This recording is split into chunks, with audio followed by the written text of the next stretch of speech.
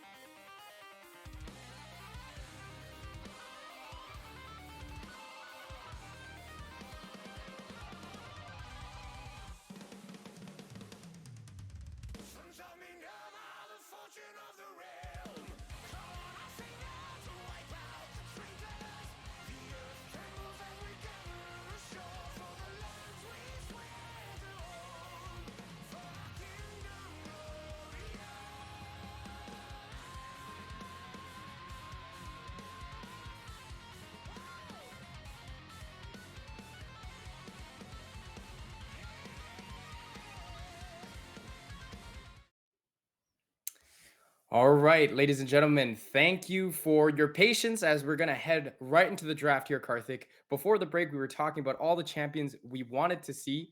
So, just taking a quick look at the bans, the Warriors are going to ban away the Elise from the side of McMaster. And, looking at the OP.GGs of these players, we know that Han Han Cutie is very, very, very much a fan of that Elise pick. So, we're going to probably seeing that as a ban. Obviously, Elise obviously doing very well in this meta as well. But in addition to the strong presence that Hanan Cutie has on that champion, it's going to get banned away. And in response, we've got from the master bans, we've got the Gragas and the Annie getting banned away, which we know have had a lot of flex presence in this meta lately.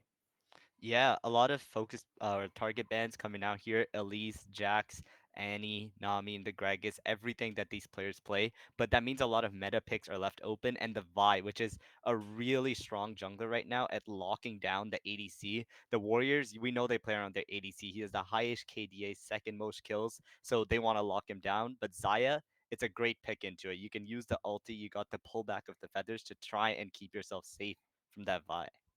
Yeah, you open up with the vibe, but I mean, I considering that the Zaya has gotten through the ban phase, which we don't usually see it get banned away anyhow, immediately you're kind of already got that counter set up. Last Dance is probably pretty happy to be playing Zaya into Vi instead of maybe the Zeri or the other meta champions, because again, that Zaya's got that Feather Storm, that invulnerability to keep themselves safe. And obviously, you pair the two lovebirds together, we're going to get Zaya Rakan, a pretty common opening that we've seen before on the 1-2 in response to blue side first pick. Just the Zaya Rakan, it's a safe lane, it's a strong lane. Zaya, very high meta presence right now, very, very strong. And in response, McMaster is going to come in with the Aphelios. Yeah, Aphelios should be like a Lulu or a Thresh coming in here. When there's going to be a Zion on the other side, you want to take another scaling ADC. They're okay to just play the scaling game because, as we talked about, they want to play top, right? The Vi is not going to come bot a lot from what we've seen in the stats. So they're going to take the Aphelios Thresh here, and it's going to be the Cassante. We know that Inexhaustive loves this Cassante. He tries to take it every time it's up. So they're going to take that away on R3 before it gets banned away, and I want to see some top bans coming out right after this. Yep, the Cassante locks in means that the Warriors have got their bot and top side cemented for themselves, whereas McMaster still has, like you said, that top side counter. So we're going to see what they pull out as we head into this ban phase. Again, the Olaf is going to get banned out, so we know we've seen a lot of the strength of Olaf lately. In certain matchups, he has the ability to just dominate games, especially with the Ragnarok changes that we got a couple of patches ago, with the ability to just, if there's not enough CC to lock him down, or if the teams utilize or engage a little bit too early and Olaf finds that flank angle, has the potential to wreak some havoc as Yeah, it goes and over. another character that we have to see is will they ban the Jace or will it be picked? Because Retract has been playing that Right. champion to perfection in his past matches, and he's been wreaking havoc as we see the Ari ban going out. Yeah, Ari, I mean, Jace, we've been seeing a lot of these champions as well. One for the carry potential, one for the support potential. And Ari here with the pick from the side sorry, with the ban pick from the side of McMaster means you want to take away that sort of support mid potential. And as we talked about already, the Zyra Rakan, there's a lot of engage already. There's a lot of flank potential. Ari only, it kind of exacerbates that. The Zai is going to be carrying with those feathers. So you want to take away that mobility, that ability to flank from the Warriors. Again, with that Ari, with the Spirit Rush, with the Rakan from the quickness and the Grand Entrance, there's Mhm. so many angles that you can get jumped on, and taking away that Ari gives you a little bit more peace of mind. But after the ban phase, it's going to be the Warriors opening it up with the Sejuani. Yeah, Sejuani's just okay. Oh, maybe I don't not. think he'll go. I think they'll go back to Sejuani or something. We'll see. But yeah, the Viego was Oh, they're written. baiting us. They're They're giving us definitely some unique baiting pick us. covers. Oh, back to Sejuani. Yeah, yeah. I mean, you Oh, got to oh, see there we that go. locked in. It's just a standard nice pick into the Vi. When there's going to be a front to back team fight, Sejuani does a lot better than Vi at being a strong frontline Oh, tank, right? And when you see two tanks like this, Gwen's a great pickup to try and shred them yes. with her scissors. Absolutely. We've been seeing a lot of that Gwen in some of the major regions in CLol Esports. We've been seeing the Gwen just shredding up tank matchups, in the LPL, going absolutely crazy with, the scissors, as they just, as you said, cuts up the opponents. So we're going to see if this Gwen, as you said, the McMaster team wants to put, maybe probably that carry matchup in the top lane on, perhaps what we could call their star player. So seeing that Gwen pick means that they've got confidence in that top lane, and they want to push that as their advantage. Even regardless of whether or not it actually ends up being the carry, we know Aphelios has strong carry potential as well. We know that they want to give that strong carry matchup to their top laner. Yeah, and the next pick was actually the Syndra. We've seen the Syndra being picked up a lot from the side of McMaster, so it was interesting that it was left up. They decided to ban the Zed instead, but it looks like they were prepared for it as they picked up the Silas, which is a pretty good counter to go against the Syndra in lane if you can get past those first few levels in a healthy spot. Yeah, and there's some great ultimates, obviously, for Silas as well.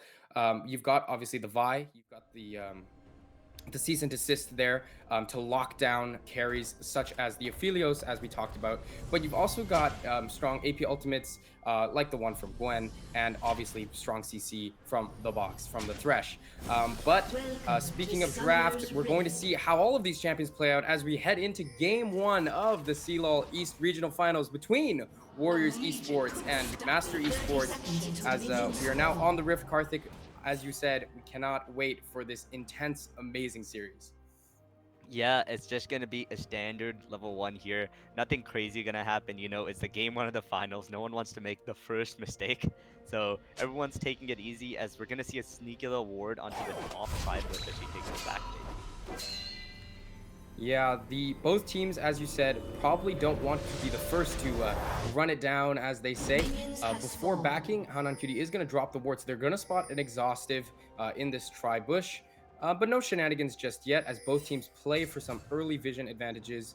That's going to be the Warriors Esports dropping a ward in by that Raptors area, so they're going to be able to perhaps track the movement of Han Han Cutie and make sure they want to probably know where this Vi is, especially for some potential early ganks.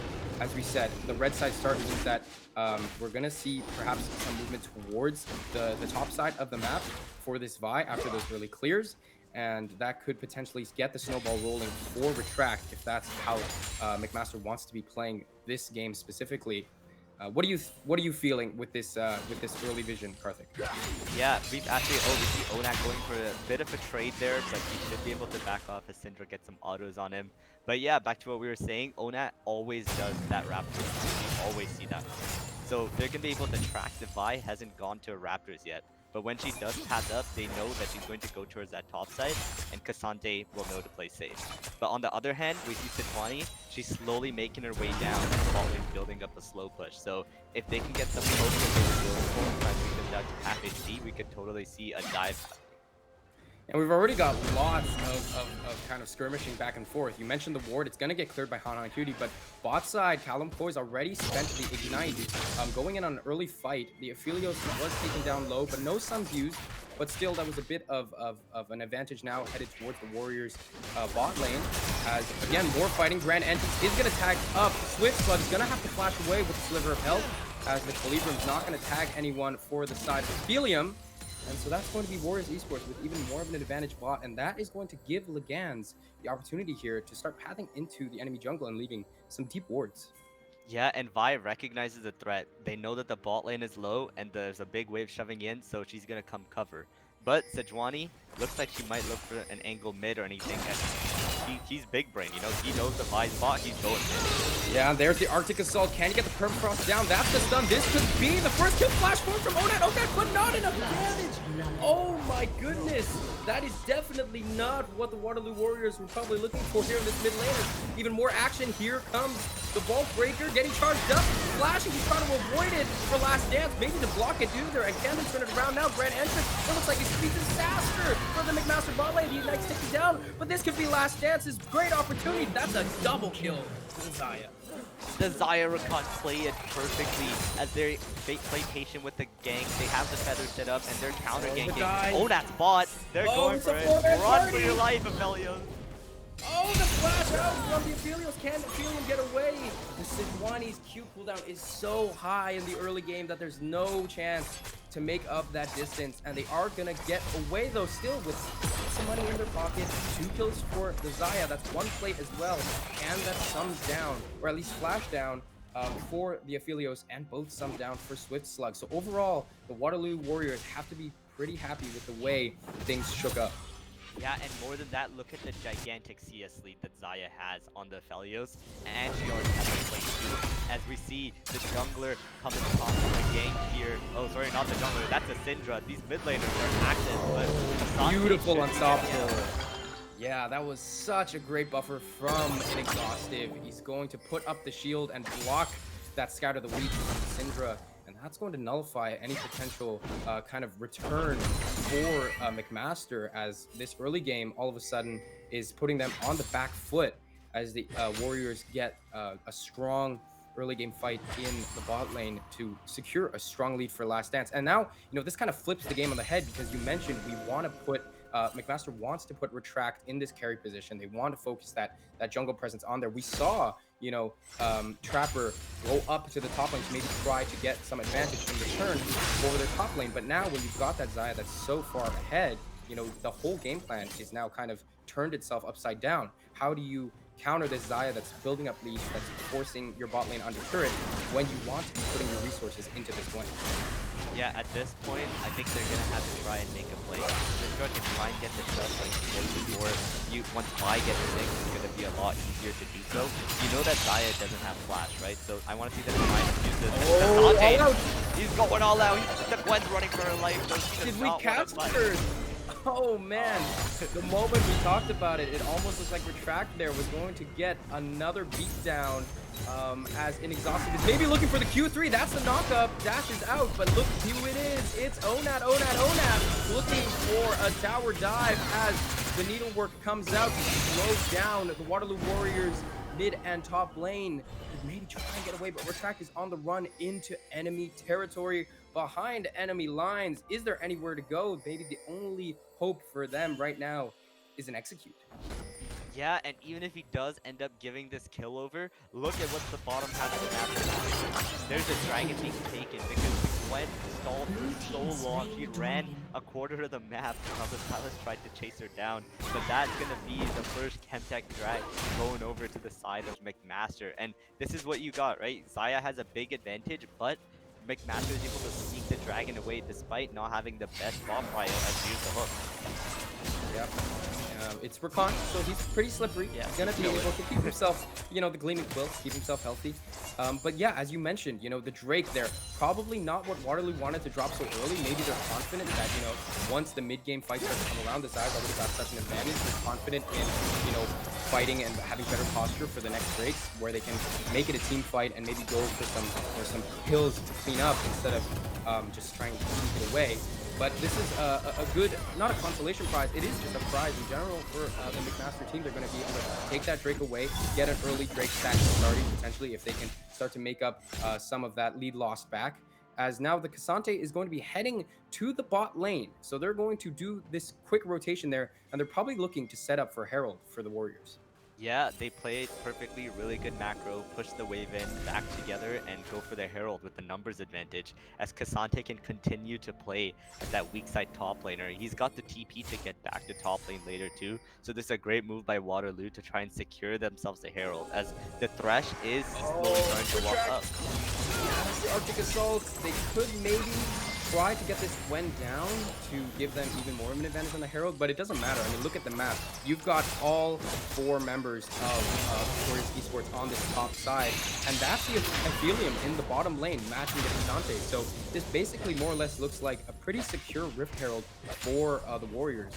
Yeah, and Vi actually, she just hit 6, but I think it's too late. She's level 5 all this time, so it's really hard to try and walk up and make anything happen. So that's going to be the Rift Herald going down, and Cassante still picking up the waves in bot lane. So usually what you see in pro play, one team gets the Rift, and the ADC stays bot and gets a couple plays, right? But they're not even able to do that as Cassante. He can chill in lane as much as he wants. Aphelios isn't killing him anytime soon. Yeah, and because the Cassante is still, imposing, taking up space in this bot lane, they're maybe looking for a pick here as the Warriors Esports are positioned to maybe try to make a jump on this Syndra as the moment of hesitation. Maybe the Warriors thought it was an opportunity, but Trapper is quick with his fingers and is going to be able to flash away, but still, that's a core summoner down for the McMaster mid lane. Yeah, I think that's all they were looking for. Just get the flash out of the Syndra, and when the ult's back, you return with having your flash up while Syndra doesn't. So in a minute, let's see if something like that's going to happen again. Syndra's going to have to be on her toes by maybe try and hover around mid lane for the next few minutes too. Yeah, I mean, looking at the flash timers for the Warriors, that's all of them up except for the Cassante. But even the Cassante, they've got dashes and Tofo strikes for days, so they'll be able to close the gap pretty easily if they would like. As we head back to our usual lane assignments, we're back to our designated scheduled program. As once again, both the side lanes are going to start duking it out again. Inexhaustive and Retract here. A semi-decent CS lead for the Gwen. Obviously still 10 CS up ahead. Looking to maybe try to find more opportunities to take down this Kasante, but at this point now, not sure unless we have a full-on 1v1 if we're going to see much more action in the top lane as the Kasante is looking pretty happy in his position right now. Yeah, I think even the Gwen is looking to scale up. She's gonna need like 1, 2 items to before actually like getting have enough damage to shred him in those trades, as you see the usual Gwen moments. But she's gone to Ooh. Cull. She's scaling up, as there's gonna be a fiesta here maybe, as everyone's Oh my coming down bot. goodness. Oh, that's the quickness. Beautiful flash away from Aphelion, but he still gets charmed, and that is the feathers being called back, slicing through him. And now the Warriors, can they survive here? Flash over for Callum Coy. Oh my goodness, the cease and desist though, that's an unstoppable vibe, but still, oh No my way. goodness, the grand entrance is also a grand exit for Callum Coy. And the Warriors seem to pull that out of their hat. They're going to take down Aphelion, and they are going to make that dive a beauty. And oh my god, another pick? Yep, Syndra doesn't have flash this time as everyone's on her. The Silas E lands. Syndra actually gets the kill on the Rakan to trade it, but the Syndra ult from Silence is going to end up making it a 1-for-1. As they have the Herald here, I wonder if they'll drop it. Looks like no. As More Kasante, he should win this against the Gwen. Inexhausted with the solo kill. That one's on me, guys. I apologize for that. I said that the Gwen and the Kasante should be chilling. But Inexhaustive going all out and going all in, and he's going to cash out and cash in on that money from the Gwen. But overall, the Warriors Esports, they were caught out. They were spotted on that ward. We saw Hanan Cutie hovering by the T2, the bot lane tier 2, knowing that a dive was potentially coming. They saw Onat moving down from mid. They knew he had the push, and they were trying their best to maybe try to counter it. They had Trapper moving down as well, but at the end of the day, man, the aggro juggling of the Warriors team from this bot lane turret meant that, and obviously a beautiful getaway from Callum Coy means that they get away with a huge advantage. And then after the fact, they catch a Trapper's, maybe positioned where he thought he was safe, but they caught him on the rotation, and then there's another kill in the pockets for the Warriors. And now that's last dance on 3 kills, a significant CS lead, and some pretty decent leads in the other lanes as well. Yeah, this bot lane camp played. That dive was conducted beautifully, and here's a Herald on top of that. That's 4 plates onto this 3-0 Xayah. While Aphelion is a bit sad. He's like, hey, where's my jungler? Yeah, Vi, she's looking for a play on the other side. First turret going down, solo local gold to the Xayah. Last Dance is in the position to carry. Yeah, and now the narrative is going to shift from the carry top to the carry bot lane. You mentioned that Last Dance has been going absolutely crazy in these past few games. His KDA, his play has just been stellar, and he looks to be putting up another carry performance here in this game, as the Warriors will also pick up their first Drake of the game, the Cloud Drake, and that's going to mean we're going to get a Hextech Soul this game, which we have seen to be one of the stronger, or perhaps even the strongest soul in this current meta. Yeah, the Hextech Soul coming up, 1 dragon for each team over here. So we're gonna see how these next few team fights go. But so far, Warriors are looking in a great position as their comp favors the front to back. As Xayah's coming top, they want even more plates on her. So Kasante's going back bot. You love to see the rotations from Warriors, making sure that their carry is getting every ounce of gold that they can, while this low econ top laner in Kasante, he doesn't have a lot of attention, he doesn't have a lot of items, but he's still solo killing his opponent and being the Kasante that we all love to know. Speaking of kills, here's another engage for the Warriors team. That's a double grand entrance, and it's just a rumble in the jungle as 2 more kills get picked up by the Warriors, and now this game is definitely looking like it is getting out of hand. They were looking to maybe try to stop Last Dance from getting those plates, and all they get in return is more gold fed towards the Warriors machine right now.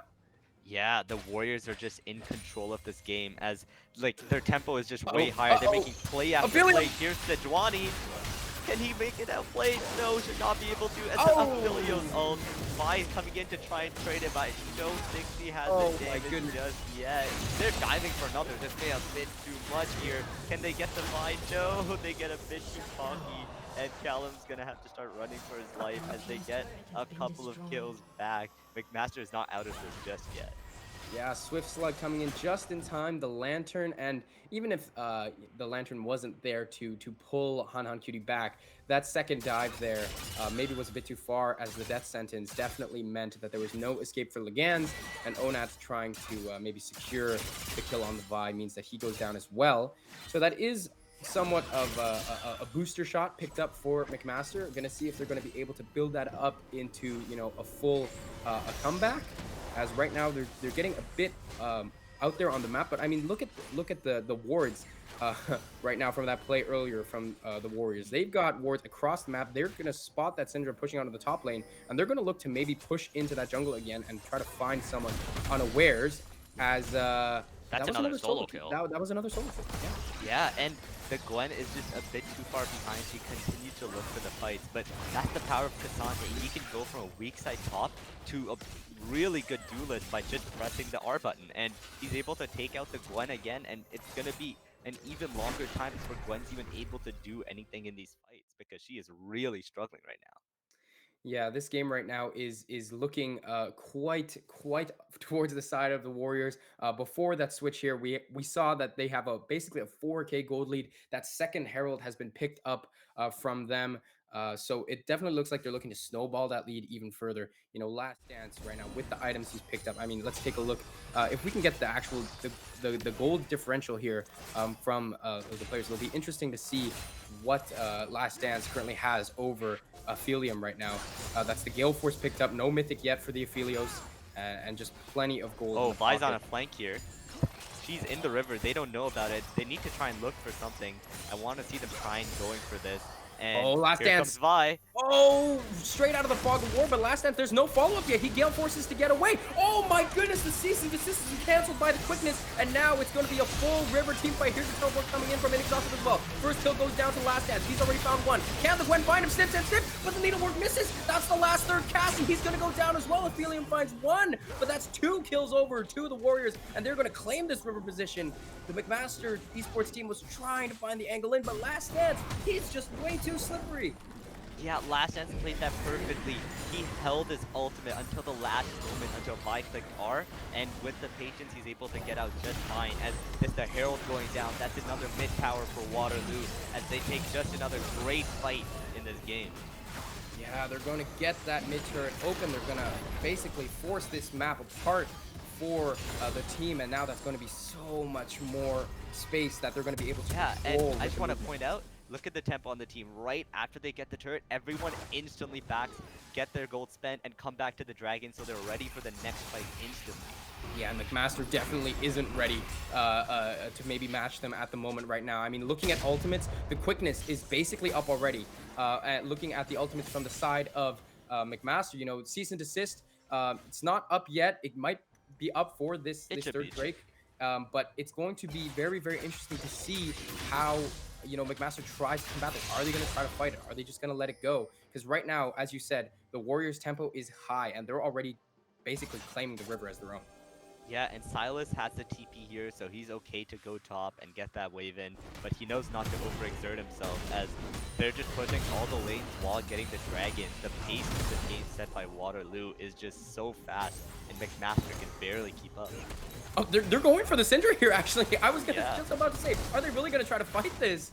The grand entrance and the quickness has been spent, so I mentioned that cooldown was coming up, but they're just going to take the turret. I mean, they see Trapper, you know, positioned there to try to force off the Cassante, and it's just Legan soloing the dragon right now. The team obviously is going to be able to lend a helping hand, but oh my goodness, is McMaster looking just a little bit lost right now. They're not exactly sure what they can take. They're going to need to try to get as many of these objective bounties as possible because they don't have a single turret in their pocket yet. One neutral objective in that first Drake, but since then, Waterloo has just been running them around the map. Yeah, they're gonna look to trade it by getting this top outer tower with a bounty on it. So that will be a good consolation prize, but inner towers are worth a lot more. So Waterloo, that's a 5k gold lead that they've got going for them before 20 minutes. And they're gonna be looking to snowball that. As look at this jungle. This is Waterloo's jungle. They're hiding, looking for picks for anyone who's trying to get any control back. Yeah, for sure. Just the power of all of the pick potential right now, and obviously the carry potential of Last Dance means that really there's nothing that the McMaster team can do right now except kind of hold on and wait for their items to come in. But I mean, you look at the Aphelios, almost 50 CS behind. Like, there's no way that he's going to be able to meet those item breakpoints in time for these crucial fights. I mean, Waterloo is on 2 dragons already. Obviously, that's not 3, that's not soul point. You have a bit more time, but unless they can get some picks, which is what they're trying to do here on ONAP. But look at them, they're waiting in the fog of war. they're looking to bait this fight.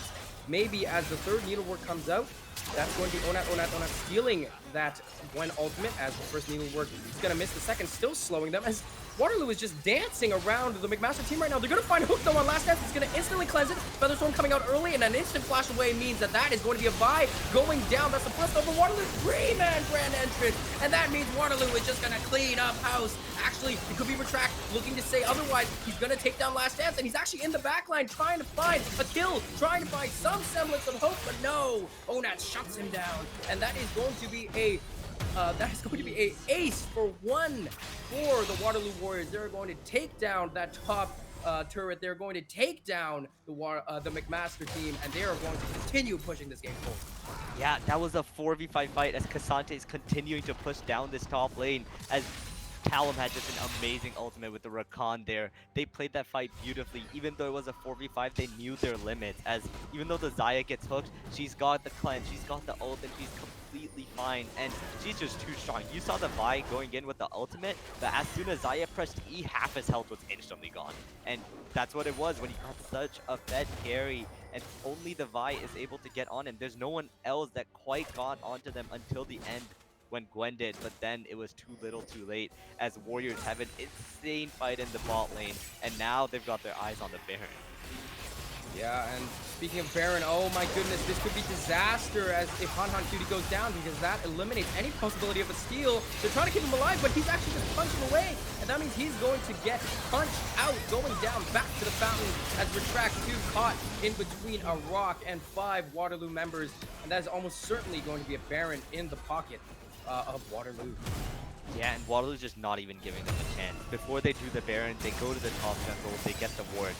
They see someone fighting for it, they kill the jungler, and when that smite's gone, the steal potential is gone. And you see an aggressive TP here, they're going for Syndra as Silas and Cassante going all out, but the Lantern just gets her to safety, and she should be able to walk it out here. There is no way that they're just brawling in the jungle. 2-man Teleport Strike pullback means 2 kills in the pocket of Inexhaustive. He is not slowing down. He is by no means exhausted at all. Living up to his namesake, that's going to be a triple kill. Cutie looking to support his team, but looks to actually end up supporting the banks of the Waterloo Warriors as they find another set of picks here. 4 members down. The tempo does not stop. In fact, only gets faster. The mobility on these 3 characters. The base wall meant nothing. They're just jumping over like it's not even there as they're just hunting down every kill while doing the Baron at the same time. That's 2 inhibs looking to go down here with the Baron buff. We'll see if they push for the end as well as the rest of the carries spawn on the side of McMaster. So they're going to take it easy. They're going to reset, spend their gold, and look to get the next dragon coming up. The Warriors on soul point. And I don't even think McMaster can really try to push out of their base right now. They lost the bot inhibitor. You know, Waterloo is going to reset, so they have a chance now to maybe try to find some vision for themselves, to maybe try to hope and set up for this Drake. But I don't even think they're in any position at all to contest it. Honestly, you're so behind in gold. Just try to farm what you can, get those waves in, get more items on, you know, your carries. And at this point, it's probably the Gwen for now that's trying to keep you alive. But ultimately, obviously, you want that Aphelios on at least 2 items for the next fight. So they're probably going to let this one go and maybe just look to fight for soul if the game is. Yeah, and it's not even soul point yet, so like you said, no reason to contest, and 2 inhibs are actually down, so that's going to be 2 waves of super minions that they're going to be able to farm from. As you can see, Aphelios picking up mid while Gwen gets that bot wave, but we'll see if they're able to get to their item breakpoints before the next big fight, as McMaster is going to have to look for a creative angle. A front to back is just not going to do it at this point. They need to try and catch out the Xayah, catch out the Silas, do something to give them a winning angle in this fight. Yeah, as they're going to do a little bit of a skirmish here as the hook actually lands on Onat, but the fight is split right now. Cutie's going for the back line, but he's getting torn apart as that's another 2-man grand entrance for Koi, as the fight is looking semi-decent for McMaster right now. They found one already, but no, it's getting traded back by Waterloo because here's last dance. And that's going to be him coming in and saying, oh, look, some free kills for me. I'll take that. Thank you very much. As now yeah, Xayah was bot lane, so good angle for the fight from McMaster. Honestly, they were able to get onto that back line, but the wallets are too big. They just slapped them with it, as this is going to be game 1 going to the University of Waterloo. A strong start to the series from them. Yeah, Last Dance coming in saying, thank you very much. I'm going to take these 2 kills. I'm going to take this game 1, and I'm going to take us to game 2, and hopefully look to take us to match point. This was honestly such a strong showing from Waterloo. You mentioned Karthik earlier in the game. Hey, let's see some top carry. Let's see some top carry games where, retract, or maybe you put an exhaustive on a carry and try to see them go at it, brawl it out, look for some kills and look for some advantages. But, you also mentioned that Last Dance has been performing really, really well in CLol right now, and he shows us why he's a top competitor, and why Waterloo is a top competitor right now. They show up in game 1, they get that early advantage on Zaya, and they basically brute force it down and end the game in a dominating fashion. Yeah, and I want to point out the key moment in that bot lane, right? The Callum and Last Dance were just played it to perfection when they got ganked and they ended up getting a double kill. They didn't even retreat to their towers. They just outplayed it. They got a 10 CS lead, got a plate and some kills. And right after that, it was just a snowball, right? The jungler comes bot, they push them off, they get some plates, they use the Herald, and the tempo was just so high that McMaster just was continuously lost and not able to keep up, as every minute we saw a new play from Waterloo as this extremely mobile trio of the supporting cast that led to Last Dance being the benefactor, getting all the kills and carrying the game in the end. It was just beautifully played by the entire team. Yeah, if you think about it, it's kind of like indecision, right? The Waterloo Warriors, once they had that lead, they knew exactly what they wanted to do. They knew how they wanted to play the map. They were looking for a play on the top side for the Gwen. They didn't find it. They lose the Drake, but then they instantly say, all right, well, the Gwen is down, so let's just switch off the map. We have the push bot lane. Let's get that Rift Herald.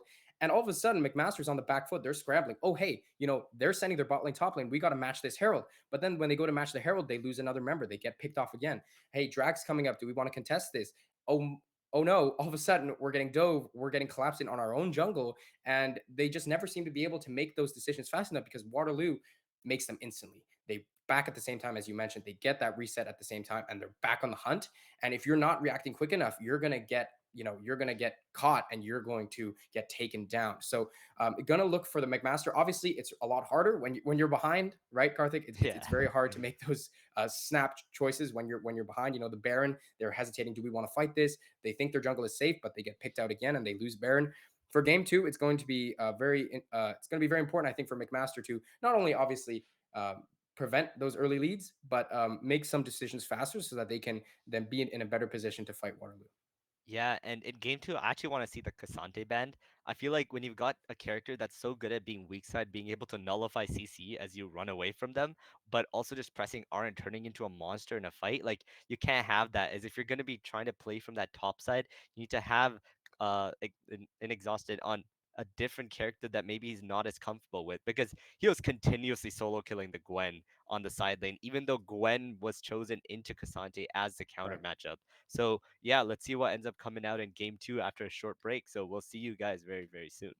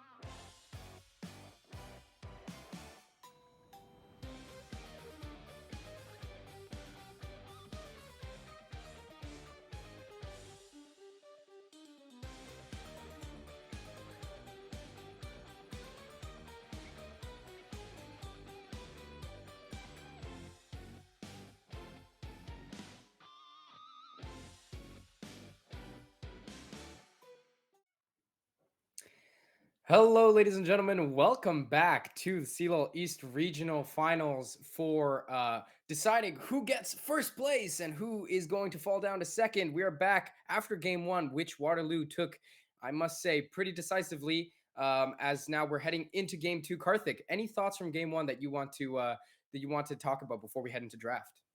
Yeah, and it was just a great game by everyone on the side of Waterloo. They played a really fast-paced game. The only mistakes they made were like they dived a bit too far here and there, but they never let McMaster catch their breath, right? Every objective was taken instantly. A lot of lane swaps, continuous fighting, taking over the enemy's jungle, and yeah, we're gonna have to see how McMaster reacts to that, right? Because it's not like they had like a very slow early game champs wise, but they just weren't in the right place. They didn't have the vision control and things like that to Right. actually fight and win against Waterloo. So we'll have to see how they change it up in game two, as this time it's going to be Waterloo on blue side and McMaster on red. They want some more counter picks. Yeah, and as you're approaching this draft, right? Do you fight Waterloo at their own game? Do you try to play a high tempo a play style, not necessarily through your picks, but just through the gameplay? Do you try to match the speed at which Waterloo, when they get that lead, or even when you're even, like the speed at which they make decisions, they show up for those neutral objectives, the way they play the map, or do you want to just run that comp back again, with the slow scaling picks, with the carry top, you have a scaling bot, a scaling mid, and a carry top, and you try to say, okay, let's not lose the early lead, right? Let's not lose the early lead, which is easy to say on paper. It's easy for us casters to say when we're not in the game. But really, is it? Do you try to slow down the burn, slow down try to push back the onslaught of the Warriors, and try to hold out for those third items, that third, fourth item to come in for your Aphelios, for your Syndra, and hope that in the top lane Retract can pull out that carry performance that we were kind of expecting from him. Yeah, no, I think they can run it back. I think the comp was fine. That bot gank was unfortunate. Casante in that early game, that first solo kill was so close. So if the mechanics are a bit better, the execution is a bit better, I think it's totally still playable, as it looks like they got the right idea, as Casante's actually first picked here. We talked about how effective it was in game one, but McMaster is like, all right, we'll do the salty run back. We'll beat you at our game. They believe in themselves and they're like, we're They did winning ban this the game. Zaya though. The Zaya is banned away. Yeah, all the bans are the same, but they saw that Zaya was causing them some problems, and that's probably why the Warriors go for that Casante first pick. I mean, you don't have the power. Well, obviously you're on blue side too, so but you could still first pick away that Zaya. Obviously, we have seen quite a few first pick ADCs. We see the first pick Zeri, you see the first pick Zaya, obviously, but you mentioned Karthik. I don't remember if it was before we went to the break that the Casante, as you just mentioned, is such a strong pick for the Warriors Esports. A strong weak side,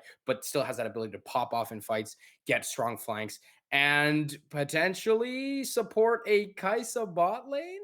Yeah. Oh, Oh, maybe it's gonna be the Jinx here. The Kaisa brings a bit more protection for herself, but the Jinx, we know how she can pop off in those team fights. But before that gets locked in, oh, it does. But I also want to talk about the Viego here, because in game one, that was banned in the second phase, and they wanted to take it up before it gets banned here.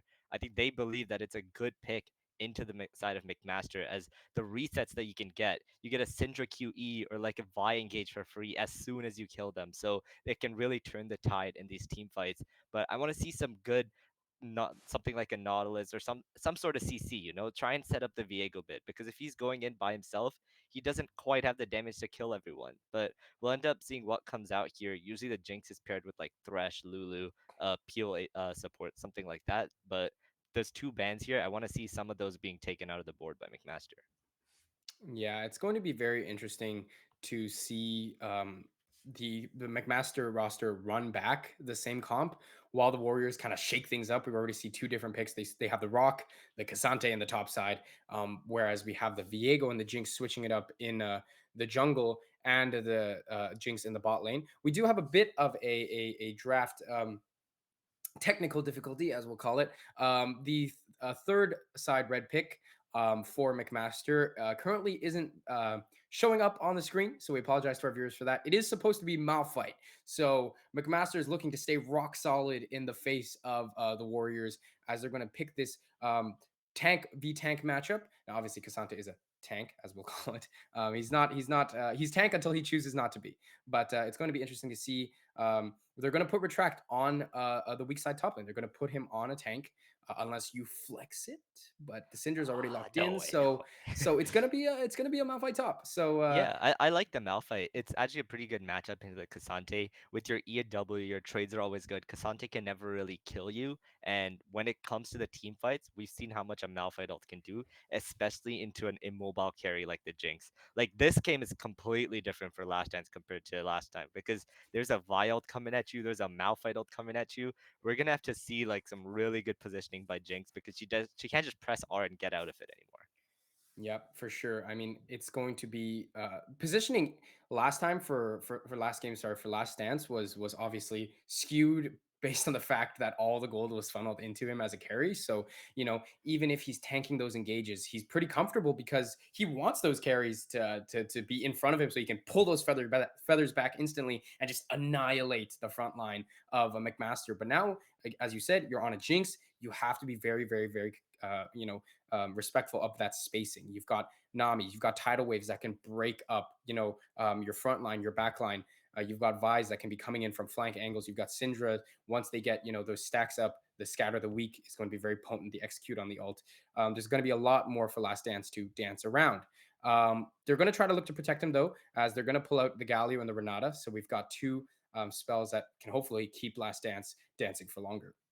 Yeah, really good peel picks coming in. We're gonna see if the Vi and Malphite want to go in. There's going to Lucian be, and yeah, Lucian Navi comes out. I'm not the biggest fan of it anymore. I liked it back in the day. But with these nerfs, I feel like it's not quite strong enough. But Jinx Renata, it's a really weak early lane, so Right. they'll definitely be stronger in that early game. They're gonna have to push their limit, especially as they get like a couple item components. The Jinx should never be able to walk up in lane anymore without getting like chunked to half HP. So there's a lot more early power from the side of McMaster here, and I want to see the Vi make sure this Jinx doesn't play the game.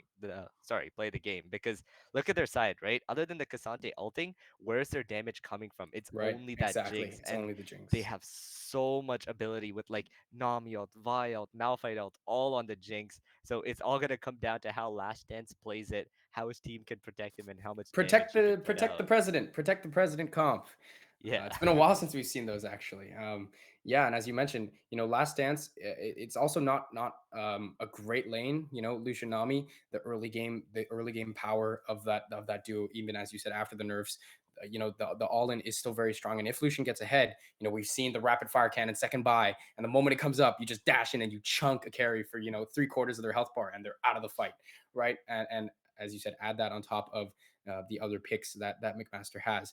It's definitely going to be up to, I think personally, the jungle and the top lane to see maybe if they can find advantages there in that lane, especially as you mentioned the Cassante. If you can get the Cassante ahead and get them, as a stronger presence on the map to especially in those fights compared to the Malphite, pushing that Malphite away, keeping them out of the fight, especially with all out. If you can all out a Malphite away from a team fight, does the 4v4 become easier for you because you have a pseudo tank in that Galio. Whereas, the Vi isn't really looking frontline; they're more so looking to find that pick in the back line.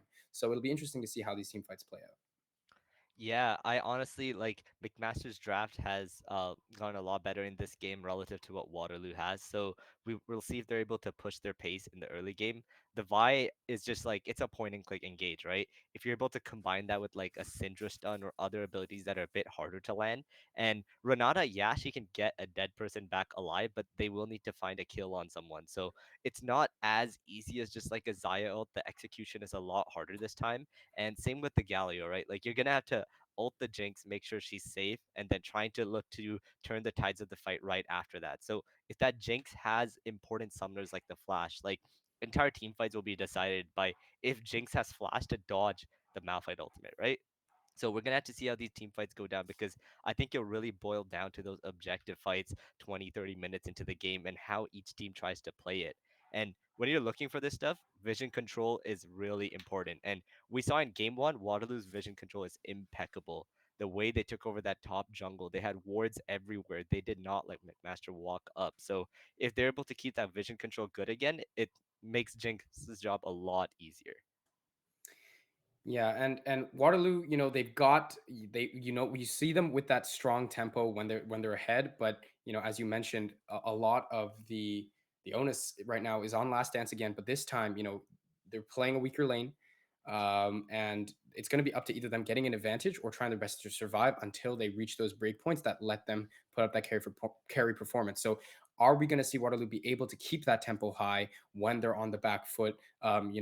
In their lanes. It's going to be really hard for them to maybe be present in those objectives, be gaining the same map control that they gained in game one if they're not ahead, right? It's very hard to contest those parts of the map when you're not just able to face tank any enemy resistance and just kind of walk over them. So I definitely think the focus this time with no Gwen is definitely, as you mentioned, on the bot lane. If the McMaster bot side can find those opportunities to make this Lucian Nami pick um, be be what they're known for, which is basically slamming that early game, finding early game advantages, and then being a menace on the map, right? When you're trying to posture for those objectives, and they're just dashing in, getting that burst down, and then getting out with the burst of movement speed from Nami. It's going to be up to it's going to be a dance. Really, it's going to be a dance between these two bot lanes. Renata definitely, kind of similar in vein to Nami, with the ultimate kind of parting the battle lines of either team with the tidal wave, with the berserk, with the hostile takeover. We are experiencing a slight delay as we head into game, folks. So for now, you're going to be stuck here looking at Karthik and I, and this breakdown of the draft before we head into game two between the Waterloo Warriors and McMaster Esports as they fight for again first seed in the East Regional Finals of CLol.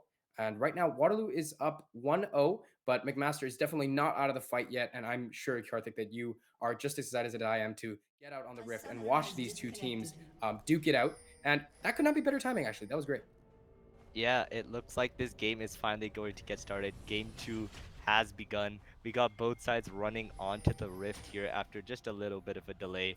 I actually forgot to buy items, so we'll see if she goes back and remembers to get them. But yeah, Uh other than oh. that, Uh oh. oh no, Oh no. item Hanan must buy Cutie. coming at you. Uh-oh, did they spot him? 30 seconds Surely, until Believe they surely, did. like, There's actually a ping surely on Lagan that spotted him. bush. Yeah, there it is. Yeah, Oh, and he Viego has actually no started the items. Q, not the W, so there's not really any CC for them to try and lock her down, as Vi's gonna end up just walking Rock away. solid. Look Yeah, at and Malphite posturing there. Look at just standing there, making his presence known, yeah, none staying of these rock level solid. ones have too much CC. There's no Nautilus or Leona on the Rift, unfortunately, so not too much action going down just this early. As yeah, we see the Vi minions taking it have back here. spawned. Let's see if she buys the item. She does remember. There we go. Oh, All there we right, go. all is good and well in the Marsh world. Stomper. We've got Bulbasaur coming out in this game two here. I think it was Bulbasaur game one too for Han Han Cutie. Um, strong shields for those sort of tankier jungle champions. As that's going to be the Vi now pathing to the bot side, and that's going to be an early game invade. You see, actually Retract pushing into Waterloo's jungle, looking at the blue buff, dropping a ward there, but it's actually going to be Waterloo starting on the McMaster side red buff. So are we going to see some vertical jungling in this game too? Yeah, it's actually interesting that Viego is going to start off, go for the vertical jungle, and Level Vi, 2 she's gank? taken one camp, and she's coming straight bot. We'll see if this does Lucian amount to Nami. anything. Lucian Nami. And oh my goodness, this could be the opportunity. Oh, they actually find an early handshake onto the Nami. And they could just be looking to go in here. That's flash away from Swift Slug. And now it's going to be the flash timings for Han Han Cutie. Callum Coy is going to block and wait till the last second to flash. Beautifully played by him. Making sure Yeah, that spell is used. Callum actually played that so well, Last making moment. sure that Jinx does not get hit by that IQ and just flashing out after. So Vi loses so much tempo here while Viego, he's gonna take two camps. No flash from for the no, enemy no, top no side. flash for Nami. No flash for Dead. Nami. Jinx Oh is my excited, goodness. going on the Lucian. She's got the Renata help. Vi's coming back down to see if any kills can be traded. Oh, No will they way. make It's anything game one all happen? over again. Yeah, No, Jinx no, no, doesn't no, have no, no, flash. no, Vi no. does. Wow, Callum Oh is my just goodness. too It's the insane. zap. Last dance. Last dance looking for that last auto, but no flash after chasing the Nami, but still 400 gold in the pocket. Karthik, we talked about this. We talked Yeah. about last dance, playing that weaker side, maybe having to be forced on the back foot instead. But you know, the McMaster bot lane just isn't able, you know, to make that gank follow-up be successful, and they end up giving first blood to the Yeah, last look at person you where they want the are, by money the on. way. They know the Vi's low. They're coming for her. And she's gonna have to end up backing out. She only has 2 camps to Viego's 4 here, and Viego still has a whole side of his jungle to still farm up. He's actually taking her wolves. This Viego is ruthless. Legan's not letting anything go over the Vi here, as she's gonna have to go sulk over and take some rocks in the top side. And yeah, Viego is just Vi's jungle is his jungle. He's taken more camps there than in his own, as he's gonna come down mid here to look on the enemy Sidra. Oh man, Shielded Duran is gonna get canceled by Scout. Oh my goodness. That was slick. Well, that was, yeah, that I was gonna say we're gonna let that mastery slide because that was a beautiful stutter from Trapper. But you mentioned, you know, the tempo, the jungle tempo. Look at that. Instantly, the split decision is made. Oh, now we're in your jungle, and your jungle is ours. Han Cutie. The Vault Breaker gets canceled, and he's gonna get tagged up by the Shield of Duran. And oh my goodness, Han Cutie does not want to be here right now. The pressure from Waterloo is so insane. You would think, okay, I'm taking enough. She can have Krugs, I'll double crab her. But no, they don't even let her have that. As Cassante, he's fighting the rock, but I believe the rock can just walk away here. Gonna be able to trading for some grass crops. As Vi, she doesn't get anything. As Viego is going back to her chickens. We'll see if Vi can try to at least smite something away. Yeah, the tempo here from Waterloo is just so high. I mean, we mentioned they make the decisions so fast. Vi is gonna get the chickens, but is it gonna cost them their life? Han Cutie has to force the flash out, and he's gonna get away with, you know, 1 chicken. But again, no sums there, and the rest of the map is just under pressure constantly. Malphite under turret. Your Lucian Nami is under the turret. Yeah, the Lucian Nami is more than a wave down in CS, as Jinx came back with a Noon Quiver. This lane is so much easier for them now, as Lucian Nami, they'll find it a lot tougher to exert the pressure that they're usually known for, and they've got to be calling their jungler down. They got to make something happen, as Jinx's flash, Renata's flash are both down, but Vi has yet to come back. We'll see if she comes now. Yeah, Waterloo is now... a little right. dance there. Well done, Han Cutie and Legans looking at each other in the jungle and deciding that today's not the day for conflict. As Legans, though, posturing in that bot bush. And again, you know, Waterloo is just making those decisions fast. They get 1 lead, and you saw they were instantly in the jungle, and Legans is instantly in the jungle again. Spots Han Cutie, and he is not letting him breathe. Oh my goodness. God. Let him out. Yeah, you know... Free him. Free him. He's Bot Vi now. He can charge the Q and they can go bot. He's the ganking jungler. Jinx follows up with the E. They do get 1 back, but that's a kill going down. Lucian's stuck. They're gonna redive. Oh my gosh, he's already blown the flash to try to dodge. Handshake is good. Callum Coy tanking the turret. Slammed down by the Galio. That's a double kill for Onat. Yeah, Waterloo's just running over this game. They kill both of the bot laners. 4 CS lost. This Lucian cannot play. This Vi cannot play. As Cassante was looking a bit close. Malphite might get the solo kill here. Can he do it? Knocked in. Oh, will he trade flash? Flashed out. Retract. Doesn't No look like ult. it. Yeah, the gap close is definitely not there for the Malphite. Did we speak too soon, Karthik? Did we... is Caster Curse real? They're still fighting. They're still just smacking each other. Oh, the flash out. Inexhaustive kills him with a sliver of HP again. It's a disaster for McMaster, as Malphite should have gotten that kill, but there were so many minions on the side of Cassante helping him out. That was not a 1-for-1. It was more than that. As Legans, he's going for the enemy blue as he spotted the Vi at the top side. We'll see if Cassante can even get out, because Vi doesn't have ult. She's 3 levels down. This Cassante, Unstoppable. Unstoppable. Oh my goodness. No way. No way. No. Again, no, the minions. No way. No, inexhausted can't dive. Surely can't dive. Okay. We're good. Yeah. We're good. We can reset. We are at a kill a minute, Karthik. 7 minutes And in. not, Oh. make that another one. They're just coming out of no. Vi can't even go to her own cross. This Galio is, he's ghosting. How does he know she's there? Yep, that's gonna be Onat picking up, I believe, his 3rd kill of the game. We are ahead of a kill a minute right now, folks. We are at 8 kills at 7 minutes and 50 seconds. That is 3 plates down for the Waterloo bot lane. That is 20 CS ahead almost. That's Trapper stuck between three He has Waterloo the members. flash. Shield of Durand The into Q. the handshake, into the Chompies. Still manages to get out. Double flash. Oh, hello, says Waterloo. As they flash into the bot lane as well. That's another kill picked up for Last Dance. And the That's Super the Mega flash. Death Rocket forces out the flash with Swift Slug. Yeah, you know, Syndra wanted to Oof. look for a play on the bot lane, try to maybe get a kill, but Galio follows the roam and they turn it on her. The flash is a bit too late and Jinx just gets excited and they get the Lucian too. The Nami is barely able to recall, but this is more CS Lodge for the side of Shinami as the lane isn't what you expected to be. This Jinx is playing like a Draven. Yeah, maybe let's switch up the narrative a bit, Karthik. I think Carry Gallium has a lot more narrative potential than Carry Jinx. 5 kills for Onat right now, as Inexhaustible will go all out, forces out the off-white halt from the Yeah. tracks. And that is a key cooldown down for the McMaster top laner as he gets knocked in again. We'll pick up the cannon for it to go inexhausted, looking No way, for right? maybe not. Yeah, and it actually looks like Vi is able to sneak onto the dragon and they're gonna start it up, but Nope. Galio ult is there, Viego's coming. Is this something they want to do? Yeah, this looks a bit like, well, we need to get something, but Waterloo now in position. Oh, this could be a big Renata ult. Nope, they get over the wall, but oh, the flash handshake from Callum Coy is beautiful. Oh my god. As That's he just catches so Aphelium over the wall with the handshake into the hostile takeover. And that is going Yeah, to be and another Lucian, kill. he cleanses the handshake, but the ult is right there, so the cleanse means nothing. As Galio comes around, channels the taunt, the Jinx ult, and there was a wall in the middle of there. I don't know if you caught it. Maybe you should try and stop something, but it didn't really make any difference. As Onat, that's 6 kills for him. He's running over this game as the Galio, using that early presence to his advantage. And I mean, we've got potentially a Magi's getting built up for the Galio. You know, Yeah. we've got 6 stacks right now. As yeah, that's a 650 gold shutdown Galio.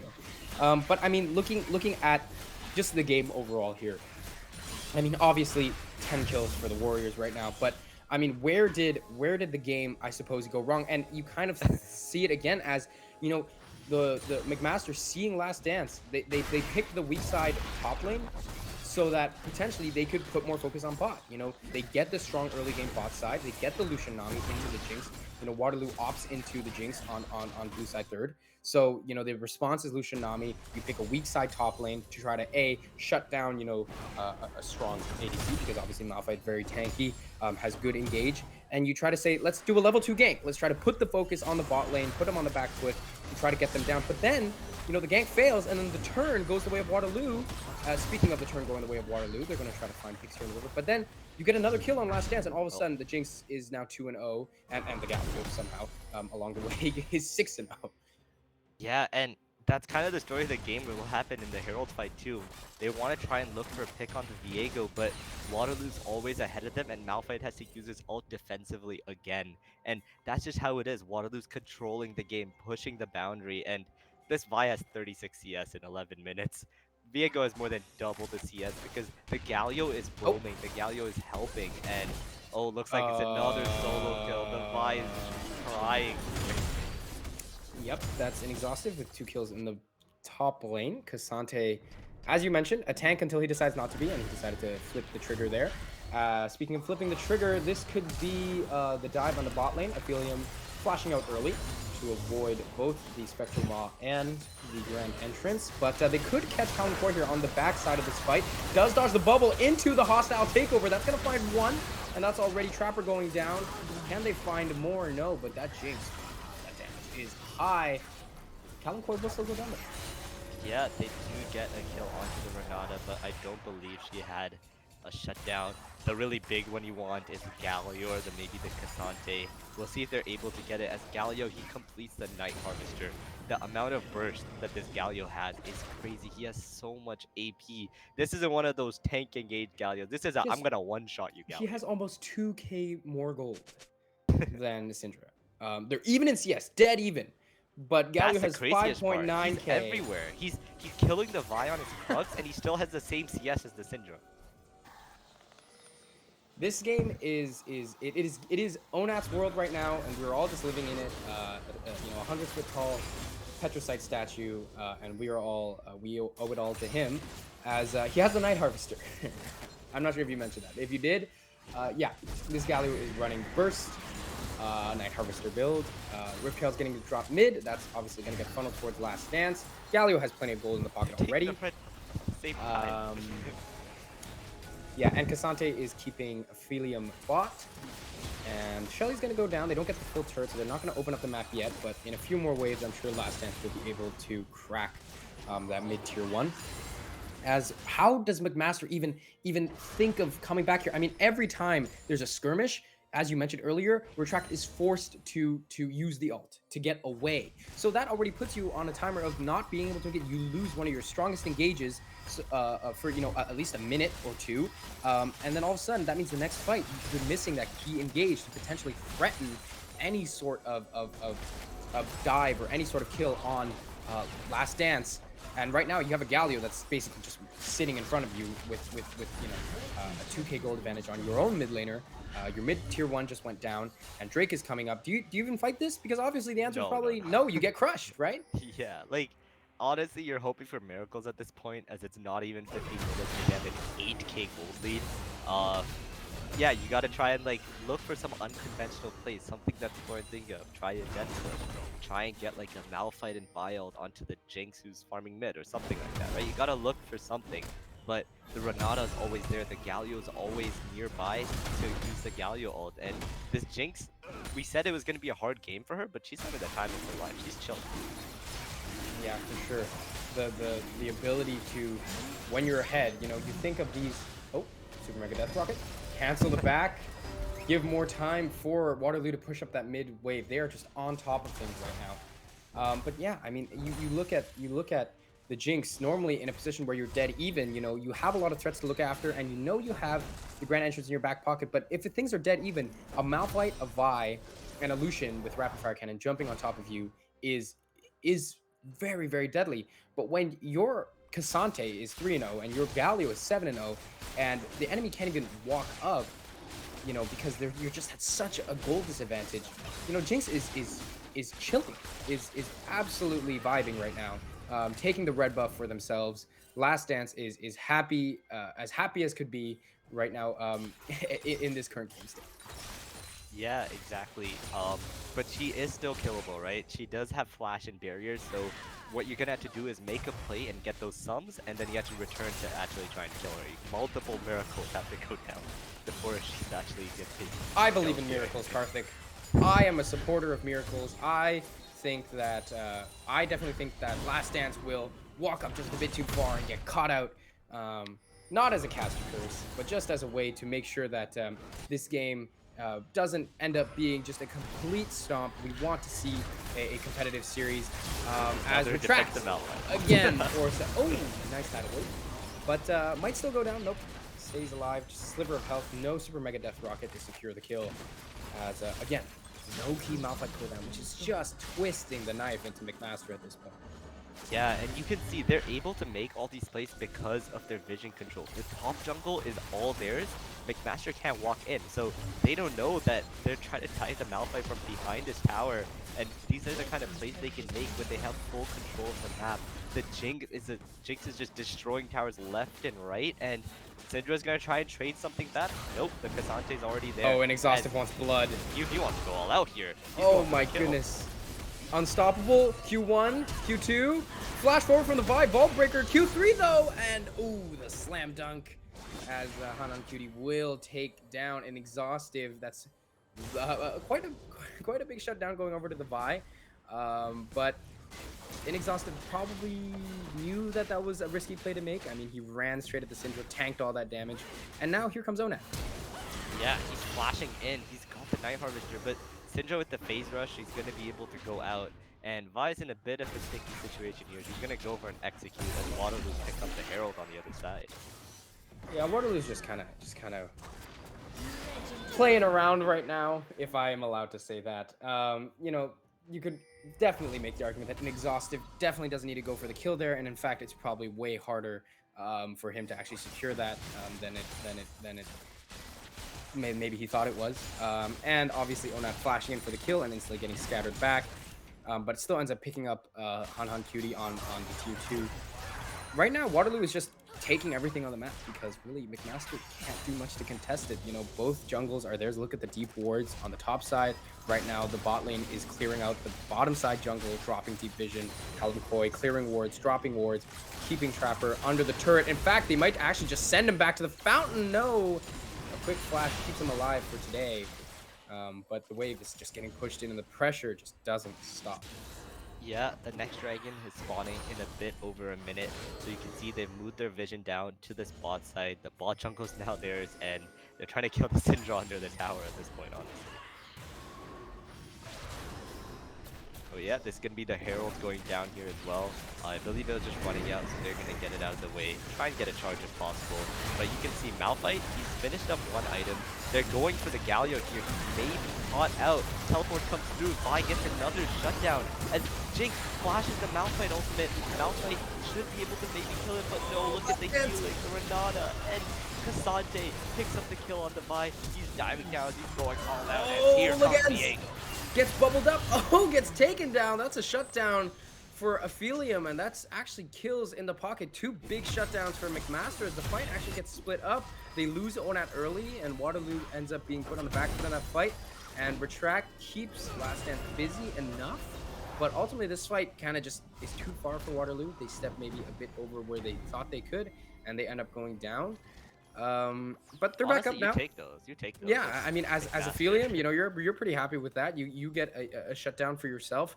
Now just do it again, and then do it again after that, and then do it again after that, and then you know, hopefully you'll be able to contest Soul, contest Baron, and maybe get yourself back into a decent position for this game, because Last Dance still hasn't died yet, still farming up. They're gonna take this third Drake. It's Ocean Soul, which is, as we know, very, very strong, especially this early in the game. And Ocean Soul means that you can stay out on the map longer, you can sustain fights longer, you can sustain fights for longer with your regen.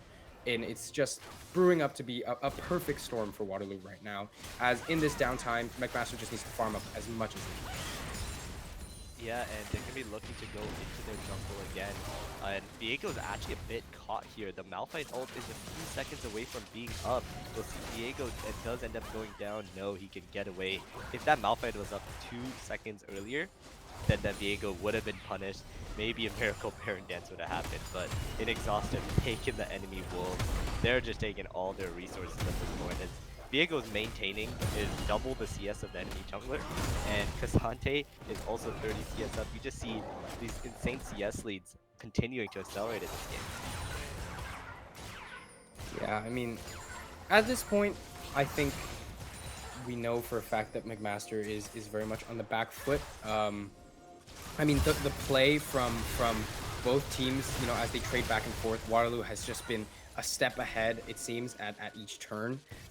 This does not take away from McMaster's performance. We see that when they have the play in their minds and they want to execute, they are capable of getting, you know, what they want, getting those kills that they need on certain carries. You see the plays forming in their mind of how to react to Waterloo is there, but it's just that they're reacting every time. They're always reacting to Waterloo. They're never the ones being proactive on the map, being the first ones to make the first move.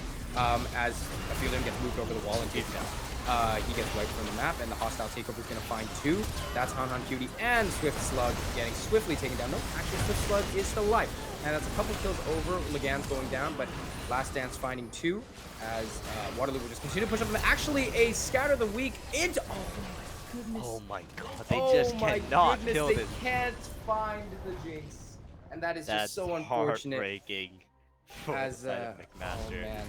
They're gonna take their back here. I'm sure they got their eyes set on this Baron when their jungler comes back up. But you know, at least they got the Diego in that 1-for-2. The fight wasn't that bad. The tower does end up going down, unfortunately for them. But yeah, more kills onto their side. But this Jinx is continuing to scale up. She's 3 items now. She's picked up an RFC so she can stay safer, stay further back while still dealing that damage. And yeah, you can see the resources being funneled to her. She has a red buff, give her another, you know? make sure that the single damage threat has enough damage in the arsenal to do what is needed to take down the Malphite, the Vi, and the other characters coming towards him. Yep, and now that you have 3 items on the Jinx, you just got it on the back. Waterloo is definitely probably going to look for this Baron to close this game out. I mean, they've been able to win these fights handily, of course, due to their advantage, but the Baron would more or less probably secure them this game. They've got the vision for it, and here they're looking to contest this jungle again. They're pushing out the top wave. They're probably going to, yep, there they go, moving into this bush to clear away the vision. Callum Coy leading the charge with that sweeper, and instantly McMaster has to respect the power of it. You have to back off the jungle. Yeah, and Cassante, he has TP, Malphite doesn't. So if they're able to find a lock in the bot lane at the same time, they can just start up the Baron like they did here. And you can see Malphite has to move up, and Cassante can TP whenever he wants. The Galio is in a great spot here to oh so my much damage goodness. The Slug is just instantly deleted from the map. Cassante TP's in. Last Dance is dominating as All Out takes the Malphite over the wall. Grand entrance, not gonna, oh, actually finds a retract on the edge of the slam, and again, Malphite forced to ult defensively. I don't think we've seen a single offensive Malphite ult this game, Karthik, as they've all been used to force to get himself out of these sticky situations, and that's going to be a Warrior's berry. Yeah, and that's a lack of vision control. They're going in blind, trying to find if the Baron's being done, and Onat gets a beautiful Galio combo. I believe 3 people, and Diego follows up.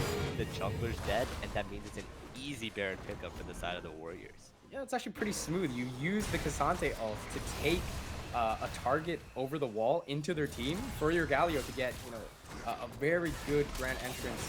Oh, are you sure you want to do that?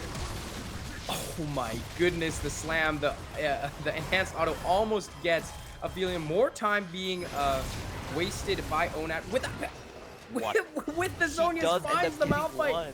And the shutdown goes to the Nami, and now Han Cutie found in such a bad position. Oh, Last Dance gets knocked over the wrong side of the wall with that blast cone. But oh my goodness, Callum blocking the vault breaker. Beautifully played by the support from Waterloo as Last Dance picks up another kill. Waterloo is just, they're not even, you know, they're not even pushing to end. They're just getting this Drake. They're going to take all the resources they can before finally coming to knock on McMaster's door for the last time. That's going to be Ocean Soul for them, Baron buff for them. The map is theirs. Last Dance is charging, leading the charge towards this should McMaster be base. happening. Against a Malphite and a Vi, a Jinx should not be running in by herself, but the state of the game is that she can do whatever she wants. She's got a stopwatch to press in case of emergencies, so she can do whatever she wants. The Malphite ult and Vi ult is back. We'll see if they try and look for anything. The Galio is in the base right now, so they could try and look as the Vi comes back, but Jinx is playing it safe. She's got her posse with her, and they can't really. They're just standing there menacingly. Oh my goodness. They're just posturing aggressively, knocking on their door, saying, "Let us in. Do you need air duct cleaning?" As here's Onat over the wall, maybe looking for Hanan Cutie, not gonna find it, but Waterloo is not backing off. They've got the regen, they've got the Baron buff. Retract maybe looking for an ult here, is gonna slow Legan. Obviously looking for the ult, instant flash from Last Dance, as we expected, and now Malphite in a bad place. Here's the Shirelius forward, not gonna find the handshake for Callum Coy. The hostile takeover running it down. Retract still low, not gonna get tagged by the Berserk, but gonna get stunned by the Spectral Maw. That's one down, and now that's Legan's with the Malphite takeover, but no ult for him as the stun. Double scatter of the week, the Last Dance still alive. Zhonya's to keep himself healthy, but he might be in a bad position here. Onat blocking for his carry, as now it's 3 members of McMaster against the entire Waterloo squad. Cassante pushing top, the rest of them pushing bot, and this could be the end of game 2 here. Aphelium trying to look for the angle to find the Jinx, but he actually just gets stunned down, All Out taken down, and that's Vaultbridge coming in. The flash misses onto Legan, he's gonna go down as well. Han Cutie can't find anything but the flash on the Vi, and that surely must be the end of it, Karthik, in this game 2. 27 minutes, 28 kills for Waterloo, more than 1 kill a minute. That is going to be quite a game 2 show. Warriors with another convincing game game 2 in control the entire time. Honestly, it took a bit longer than I expected. 27 minutes, a bit too much for them considering their average game time, but they had it under control. They were chilling, going for kills left and right, and we it was a deja vu. You remember game 1? Oh, it's a 5v4 in the bot lane. Let's try and get the enemy ADC, but they're not. The fight gets turned around. Cassante is just hitting turrets in the other lane the entire time as they take down their base, kill their nexus, and go up to 2-0. It is tournament point for the side of Waterloo. Yeah, I mean, last dance there. Even in that last fight, there was really no threat. I mean, as long as Last Dance's fingers are fast enough, flash counters Malphite ult, and Retract had to go so far forward to try to even find the angle on Last Dance. And once he did, instant response flash, and instantly the fight gets turned around. They get run down that bot lane, and at the end of it, there's just no hope. Two last desperation efforts from Han Han Cutie and Aphelium to try to stall, to take down those carries. Aphelium trying to find Last Dance with that dash in, gets taken down, not able to find the angle. And then Han Han Cutie trying to find Legans, similarly not enough damage really, even to just get that health bar down. And in the end, that means that Waterloo goes up to match point. And how do you even approach game three as McMaster? You've just been taken down in pretty convincing fashion in two games. And how do you even Waterloo, you ran back the same draft as game one, more or less, except this time you kind of maybe switched up which lane the carry was on. But Waterloo switched it up completely. They changed the comp to maybe something that was more akin to keep Last Dance alive, because the Zai gets banned out. And again, they show up and they take you down. So how do you even approach game three? Yeah, their backs are against the wall right now. Maybe they got a few picks up their shoulder. And first of all, I need to see that Cassante band now because the amount of presence he has in both the weak side and strong side capacity is a bit too much. And they've been going for the Vi in a couple of games, but it hasn't really worked out for them. They haven't been able to lock down the ADC. So that's what Vi is supposed to be good at. So if that's not working out, try and switch it up. We've seen a lot of other characters, like even like the Lee Sin, which brings a lot more flexibility in the game. So maybe try and switch something up there. And it's the same thing happened again. The bot lane was a bit disastrous with the same things, the jungler ganks, and it doesn't end up working out. So if they can avoid that mishap, if they can have a bit better execution in their plays, maybe they could do something in this upcoming game. And we'll be right back in a bit. We'll see you guys for game 3 of the finals in a few minutes. Don't go anywhere.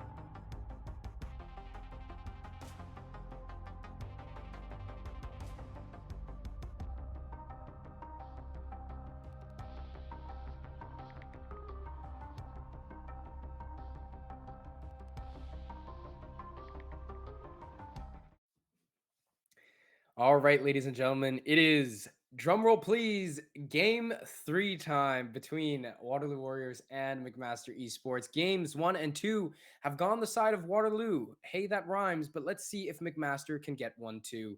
Karthik, how are you feeling as we head into game three?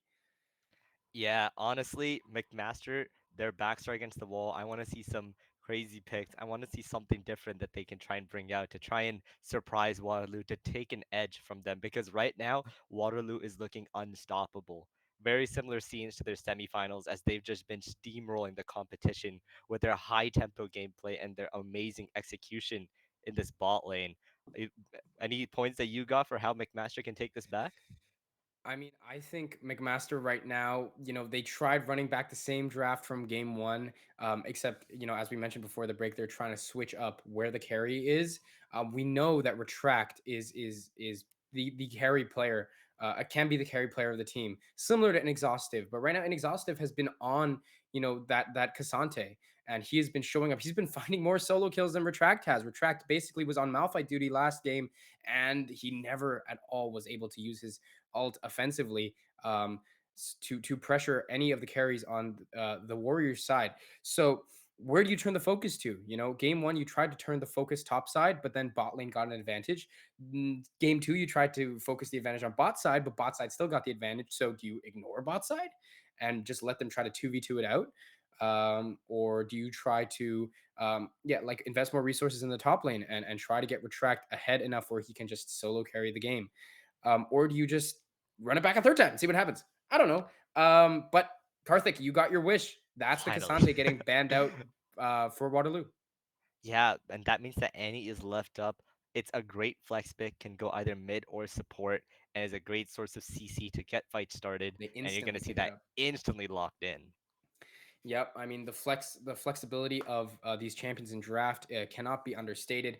Annie right now is basically sitting there menacingly and saying, I wonder where I'll go, and you probably don't know either. So it gives them more of an opportunity to work their way into some counter picks in their draft and keep McMaster on their toes. Now McMaster is going to hover that, or sorry, going to lock in that Senna, and we looking at kind of the players on McMaster, we know that Swift Slug is very much a fan of this Senna. Has played a lot of games on this champion and is definitely probably looking to pull it out. I mean, they've got it locked in. They got the Senna Seraphine locked in. They're definitely going to look to play this kind of super oppressive bot lane with that right matchup, and as well as a super sustain heavy, super heal reliant. They're really able to absorb a lot of that damage and keep themselves topped up in lane. What are your thoughts on this complete shift from McMaster? Yeah, it's been a long time since I've seen the Senna Seraphine. That meta was a while ago, but they're gonna try it out here. I'm sure they put some time onto it and they're ready to bring it out in this next game. And you see the Jinx and the Jarvan being taken up here. Jarvan is a great gank jungler, especially against immobile carries like the Seraphine and the Senna. So they're gonna keep pushing the pedal to the metal. If this Annie ends up going support, it's as easy as point and click and CC, and Jarvan follows up and jinxes E, and they are so squishy that they just die. Simple as that. But yeah, I had mentioned the Lee Sin. I want to see that locked in here as the Vi wasn't quite working for them. This pick offers a lot more flexibility in what it can do. And yeah, it does end up being locked in. I love to see it. Yeah, McMaster now definitely the ones that are looking to switch it up completely.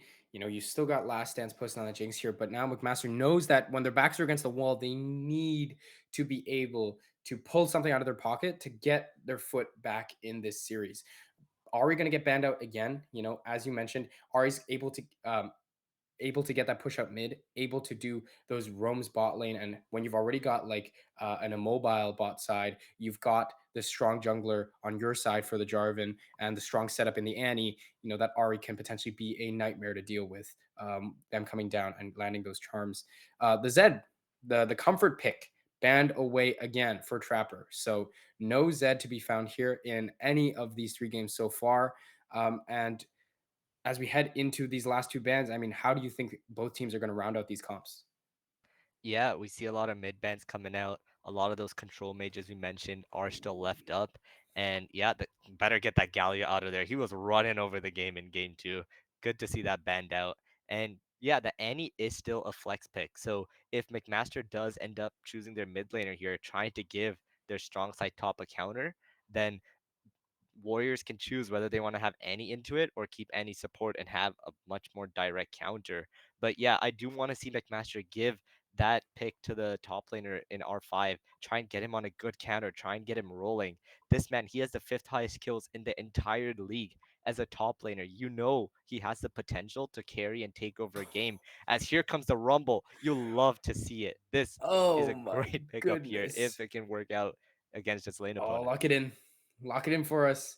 I mean, you look at the bands from Master, you know for a fact, oh, there it is. You Yeah. know for a fact they're worried about, that roaming potential. They already see they've got a strong jungler, they've got strong setup. The Galleon they already taken away. So how do the Warriors respond to this?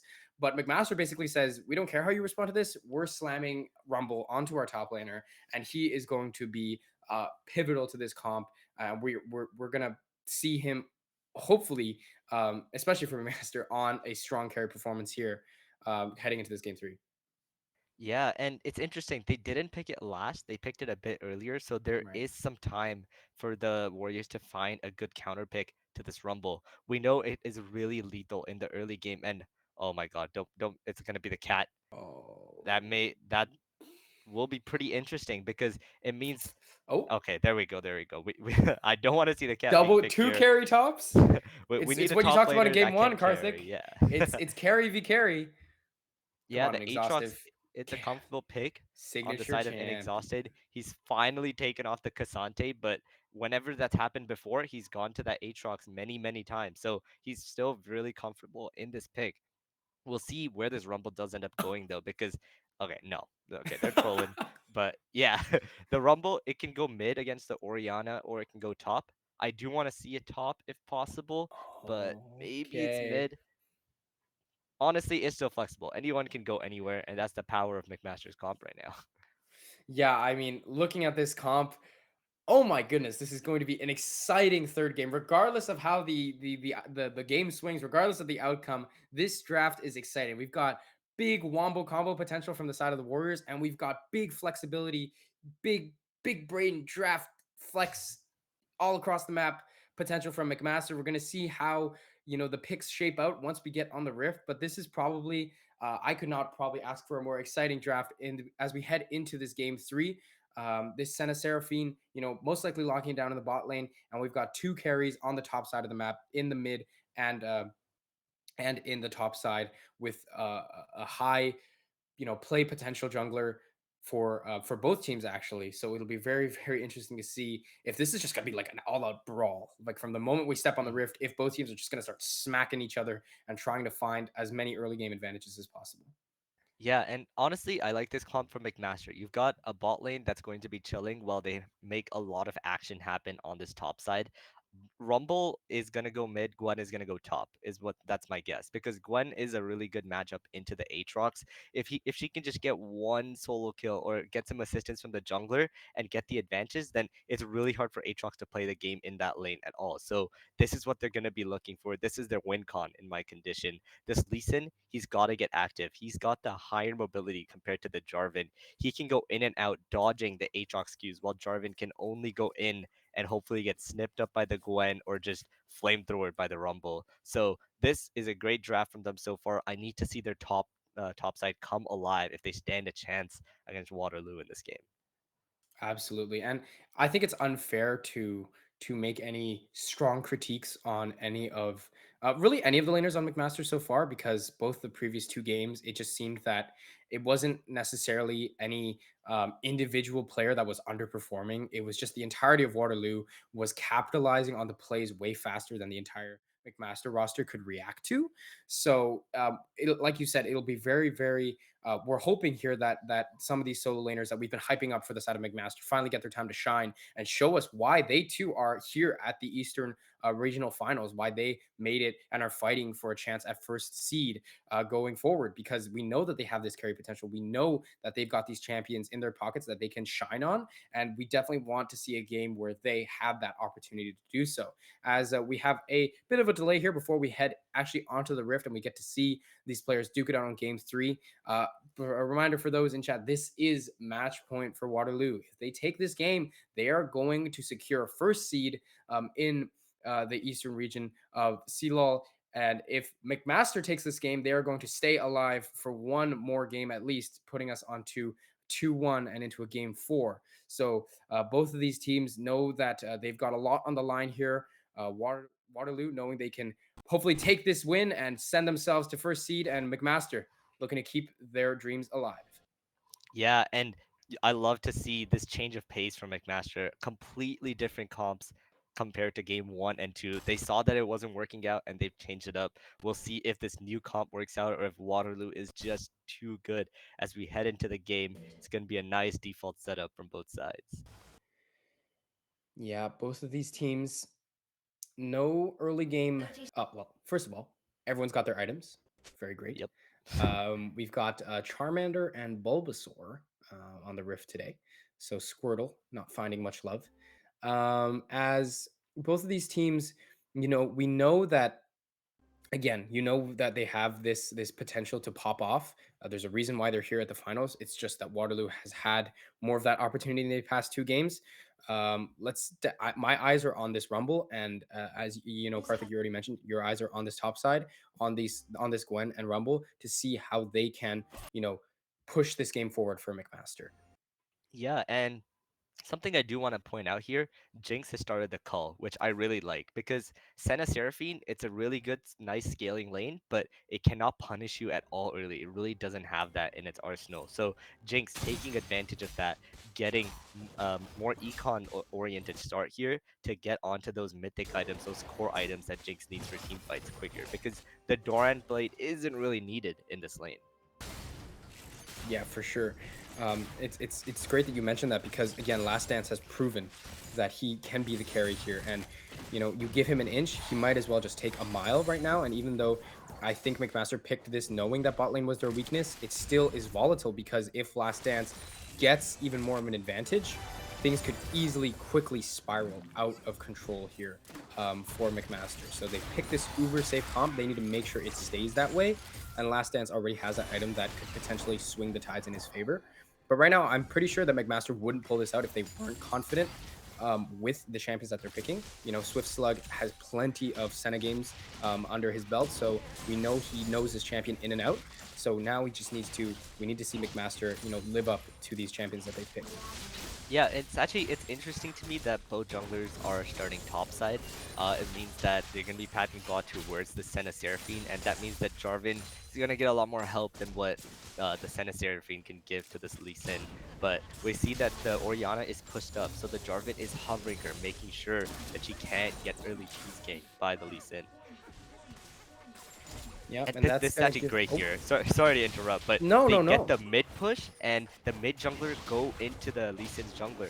This is the kind of coordination that makes the jungler just not be able to play the game. That's Rumble Flash. Yeah, but actually, Legans could be in a bit of trouble here. He has to force the flash as well to get out, but Hanan Cutie, has he gone a little too far? Oh, beautiful block from Onat, keeping that. Oh my goodness, that sonic wave from connecting onto his jungler, and that means that Legans gets out with a sliver of health. Keep running though, because Hanan Cutie is on the chase. Oh, they've spotted him. Yeah, they know where he is. The Lee Sin is in a bit of an awkward spot here as Jarvan just barely ends up getting out there. The aggression.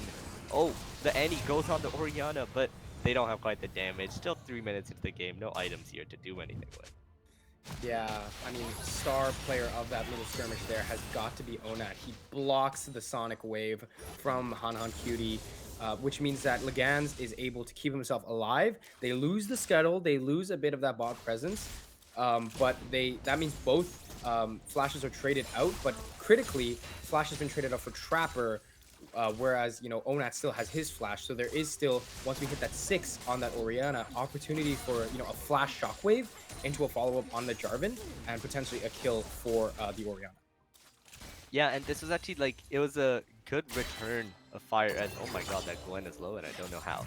But yeah, quick return of fire as Han Han Cutie is able to get the damage back as Gwen is getting dangerously low. The sums were actually traded. There was a scuffle we missed because the Aatrox and Gwen they duked it out and Aatrox actually got the kill onto her and he's come back with an Executioner's culling. So in these trades, we usually see Gwen winning trades by just getting a 4-stack snip and healing back a few hundred health. But Aatrox has realized that he's not going to let that happen as Inexhaustive is in the upper hand on this matchup despite being counterpicked again.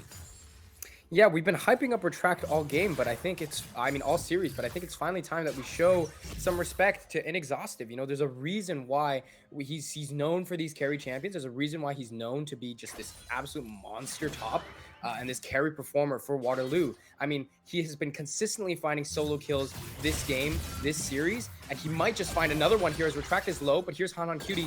Can Inexhaustive turn around? Have I cursed him? He's going to get the Conquer stacks up. He's still auto-attacking away. Can he get the Q back up, though? Passive is up as well. Death Stance. Oh, but Han Han Cutie will finally get the Tempest and take down Inexhaustive. Okay, that's my bad. Caster Curse? Definite caster curse going out there as Onat. He's coming in, QW, but cannot get the auto as Gwen does end up going down. That's actually really bad as that's the flash burnt and he TP top lane. So a lot of resources used, but the kill not coming out as Gwen just presses E and walks away. Yeah, now the flash advantage is on the side of Trapper. It's for the side of McMaster now. That flash is going to come up sooner than Onat's, and he still has to teleport as well. So Onat maybe looking for a return, on that play that McMaster made, but they really don't need that. He's gonna lose a couple minions here on the wave as well. He's down 2 sums now. He's vulnerable to ganks for the next 4.5 minutes, however long that timer takes to charge back up. So Waterloo stumbling a little bit out the gate here, and Exhaustive started off well early. I was just singing his praises, but he dies to the gank, and the response from Waterloo is doesn't reward them as much as they maybe would have hoped. Yeah, and Calm actually stopping the backs here, not allowing to get them. And if they do end up backing here, they're going to end up losing the wave. So they are forced to stay as Jinx and Annie get the prio in this lane. And they're going to keep the prio because they got the item advantage.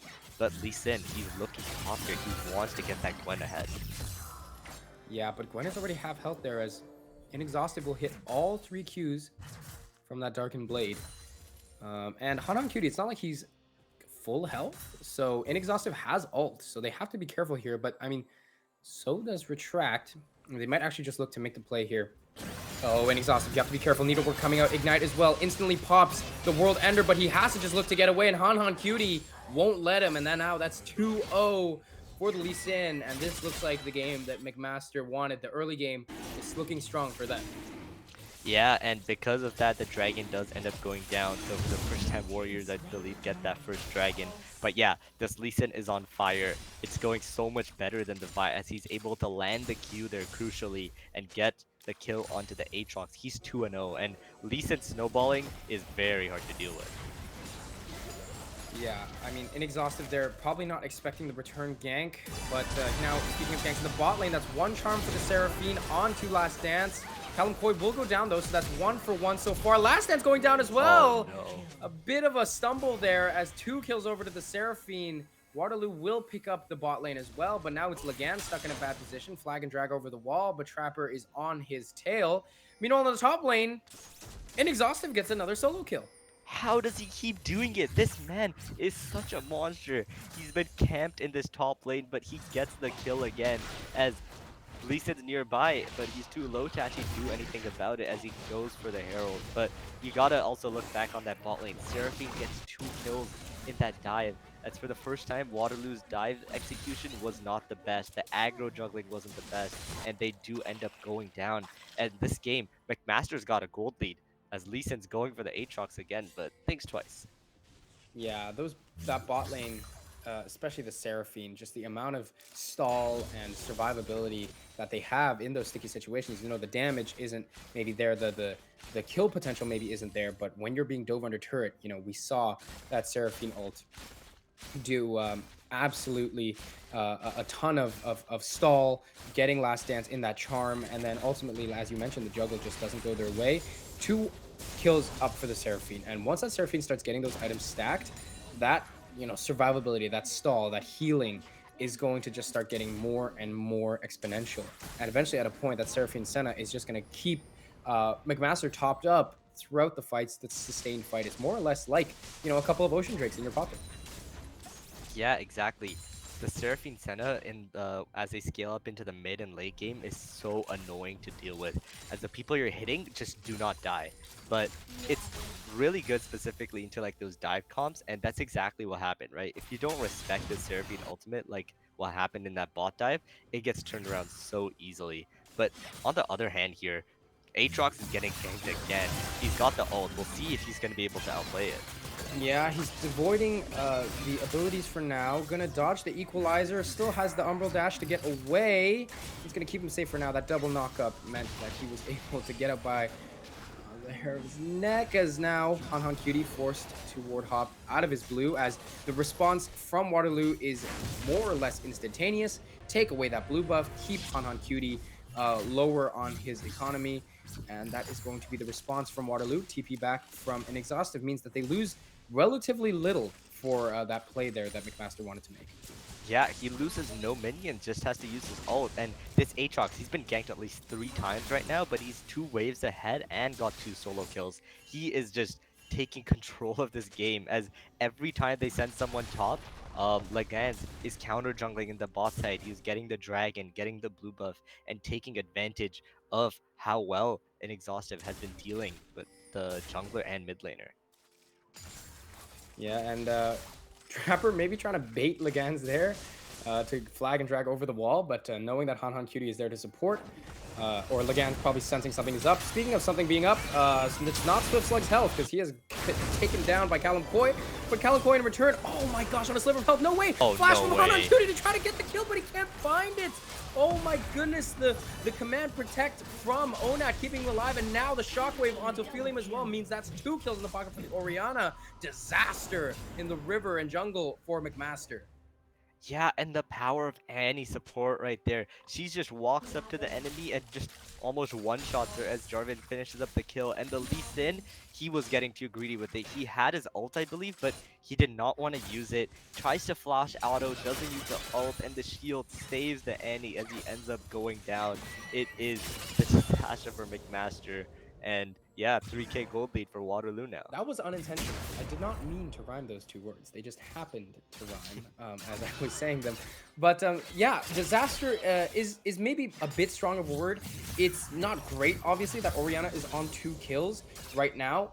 It's not by any means over yet, but we see those glimpses of Waterloo again, finding those rotations faster, claiming position in key objective areas faster than McMaster can. And that means that the response and their ability to put McMaster on the back foot is once again making itself be known. You want to be proactive in these games where you have the lead, where you are ahead, and where you are trying not to, where you're trying to have a carry top, but retract once again, getting chunked down and down 20 CS. Yeah, he's chunked down, his ult's gone, while Aatrox, he still got everything. So Glenn has to be really careful in this lane again. They use a Rift Herald top, they really want to get this Glenn ahead, but the Aatrox is just not letting that happen. And now that's going to be a second Drake over for Waterloo, as now the tempo is starting to switch in their favor. 2 Drax stacked now, 2 Drakes, sorry, stacked at 13 minutes, as the bot wave will be cleared by Trapper, as it's going to be an Infernal Soul. But look at Waterloo again. Callum Coy so deep in the enemy jungle. That deep vision has been placed once again. We're seeing the playmaking of Waterloo being set up. They're setting up that vision. The jungle is dark for McMaster. We see the plays being set up before they're even before there's even a chance to make them. Waterloo knows that if they want that jungle play to happen, they've got the vision to back it up. Now, in Exhaustive, caught up maybe a little too deep under the turret, but he finds the 1-for-1 anyways. And that's, again, the Lee Sin showing on the top side means Waterloo knows bot side is theirs to command and control. Yeah, and just because he shows up to trade the kill, Rumble can't walk up to his tower, because he knows 3 people are ready to jump on him if he does. So this should be another tower trade going down, top the bot tower, and yeah, Lee Sin Oh, will mid end up lane. taking that up. Oh, Jinx I does didn't kill quite catch Senna it there, but I'm pretty sure that was a flash Tibbers. Callum Coy's cooldown, flash cooldown is on Hex Flash right now. I'm pretty sure that was a flash Tibbers stun onto Swift Slug, and that kill went over to Last Dance, which is again not the person you want kills to go on. But at this point, if you're McMaster, you don't want any kills going over to the side of Waterloo right now, because again, you're playing that safe bot lane. You want time to scale, and you want your Gwen to be up, and you want your Rumble to be up. But right now, Rumble is 0, 0, and 0, and Gwen is 0, 3, and 3. Right, and you look at Yeah, the lane and especially opponents. when you're looking at Rumble, right? He's a person who needs to be proactive in the early game, especially when level 6 hits. This Rumble becomes one of the strongest characters on the map, but we haven't seen him do anything. He's just been clearing waves. He literally used his ult to clear a wave a minute ago, I'm pretty sure. But yeah, like you see the Orianna, the scaling mage, she's 2-0 right now. So as this game goes on, she's going to be a lot more threatening than what the Rumble has to offer. Yep, 30 CS ahead for Onat in the mid lane. I mean, a 30 CS lead for Inexhaustive in the top lane. I mean, right now, a 30 CS lead in the bot lane as well, as I'm doing the math in my head. So right now, Waterloo, even though, you know, the kills are 9 to 5, and it looks like the game state is relatively stable right now, you know, McMaster is technically up ahead in turrets. Once these items start coming in for Waterloo, these gold advantages in these team fights are going to start to become apparent unless they can start to find these picks that they need, because here comes Han Han Cutie. They're looking for Last Dance. There is the mist that is going to root up Last Dance, but now here comes the rest of Waterloo, backing McMaster off and keeping their ADC alive. Yeah, they just don't pull the trigger. As the Lee Sin Q actually misses on the rooted target, I believe. He could have insect her back into the team and she could have ended up going down, but it didn't happen. And Waterloo is instantly there. 4 people come mid in a second as they're coming looking for another play. Annie, no flash. Yep. Oh, there's the ward kick for Han Han Cutie, but instant flash from Last Dance. Cataclysm in return for Legans, but oh, Last Dance gets caught up by the Encore, and that is the Dawning Shadow that is going to snipe away the Jinx. Han Han Cutie, though, might get traded in. It's currently a 1-for-1 in this mid lane, as Swift, Slug, and Aphelium aren't that high on health either, so they get the Jinx, they lose the Lee Sin. Waterloo is going to place down that Rift Herald, and they're going to try to force this mid turret down. Can they get it in time? Rumble is here to respond, though. Yeah, the Herald is a bit of a waste, but they do end up winning the fight with these higher HP bars, which means they can get a tower and another third with this Herald charge. Oh, Rumble has to be careful here. That's actually that's the anti-stun there, but oh, Trapper OTY, he's silenced as well, but the shutdown come in. The TP from Retract was good. Takes down Callum Coy, and a flash of his own, or sorry, a dash away of his own. A little skip and slash to get out of town, as Inexhaustive wasted his TP as well to get into that fight, not going to find anything, and that's Waterloo stumbling again a little bit in this mid lane, trying to get that second Rip Herald charge, but they pay for it with 2 members down. Yeah, the Annie does end up going down, but she should be back. Her ult should be back for this next dragon fight. This would be sole point if Waterloo gets it, so I want to see them try and contest. As Rumble, he has a Night Harvester. The Lee Sin is pretty fed. They need to try and win out on some of these fights, as in these team fights, they can get that sustain from the Senna Seraphine, who have been scaling up for some time now. The Seraphine, she's got 6 stacks on the Rod of Ages, and it's only going to keep getting better every minute. Yeah, critically, Last Dance, no flash. Not running cleanse this game either, so you flash out of the way of the Lee Sin Insect, but then gets tagged by the Encore. And now those cooldowns, they do take a while to come back up. And this Drake fight, there's not going to be a Senna ult, there's not going to be a Seraphine ult. So Last Dance does have less to be wary of. The kick is up for Hanan Cutie, so obviously you always have to be aware of that. And the equalizer is great to slow down the Jinx. I mean, if you slam it down on Jinx's position, you can basically guarantee that Jinx has nowhere to run, even with Ghost. But looks like McMaster is just going to give this soul point over to Waterloo. Yeah, the way they played didn't have any intention of actually contesting it, but they're actually going top side. I'm not sure if the Herald was up there or if he's just getting the scuttle, but Waterloo do end up going to soul point for an Infernal Soul, which is really good when you need to burst these targets down before they get healed by the Enchanter. Yeah, and these enchanters still, though, don't count them out yet. 7 stacks on the Rod of Ages right now. as they're approaching that level 10 breakpoint. And once we get there, I think that Seraphine is definitely going to look very scary. Speaking of scary, that's a sped up Shirelia's Oriana, or maybe not Shirelia's, just an Oriana speed. Jarvan running at you. The Cataclysm has come out, but this could look really ugly for Waterloo as a beautiful kick comes up from Han Cutie, but the stun from the Tibbers will keep, oh my goodness, Onat is still alive. Beautiful juke. No way he gets out of this. Oh, he finally gets cut down by Retract, but Inexhaustive is in the front line. That is going to be a Flame Spitter Zonia's 4. Oh my goodness, 4 Trapper trying to keep himself alive, but it's not done yet. Last Dance is excited, and he is going to keep chasing these kills. Inexhaustive is the beefy tank in front of him. This could be disaster for McMaster, as Inexhaustive finds Retract again, as both teams slip up there in the top jungle as bodies litter this area of the map. Yeah, honestly, I don't know how to got over Waterloo. They really wanted to fight as the Jarvan just wanted to flash ult, but the Senna actually keeping the Seraphine untargetable, I believe, so he just couldn't press R on her until it was too late. And it was looking so good for McMaster. Lee Sin got a great kick onto the carries, and they almost killed Onat, but he had the jukes. He was walking around dodging the skill shots. The Rumble ult misses, and he just stalled for so long that the Aatrox comes in and he starts cleaning up with the Jinx, and Waterloo just win the fight again. Yeah, it definitely looked a little bit iffy there. I mean, I think, they were in full vision the moment they came out of the bush. And it was a Shirelius. It was a Shirelius from Calvin Koi. And then an Oriana Dissonance speed up for the Gans to just basically run straight at the enemy. But like you said, there's no way to guarantee the engage. And once you're way far in, you give so much time for McMaster to react and try to spin the fight. They have time for the Gwen to show up. And I mean, credits to Onat for staying alive as long as he did. Credit to Callum Coy for keeping him alive. Speaking of being alive, Swift Slug is not. Swift Slug is going to go down, but Callum Coy forced to flash away from the Equalizer as Teleport coming in from Inexhaustive to join the fight. Hanan Cutie safeguarding away to Aphelium. Can Aphelium try to find an encore here? As the beat drop will not call in any sort of combat, as Waterloo now turns their attention to Baron. Yeah, it's a 5v4, so they're starting the Baron, making the side of McMaster come in to face check. They want to start a fight soon, as Annie's looking for another ulti. Yeah, and now here's another teleport in. Finally, Inexhaustive coming back up, TPing in. Sorry, oh my goodness, he finds the stun. Callum Coy stunning up Han Cutie. Nowhere to go, no way to get into the pit, but that's Retract actually. Still, the Baron goes the way of Waterloo. Now Inexhaustive in the backline. It's a fight split in two. Retract in the Baron pit, trying to do his best to find members of Waterloo. Finds Callum Coy, and Exhaustive goes back to his team, and that is Waterloo getting away with the Baron and a kill for themselves as well. Yeah, just a 1-for-1 trade support for top, but Waterloo gets the Baron. It's a 7k gold lead here, and it's only going to get even more as they're going to start picking up some of these towers. And it was a 21-minute Baron.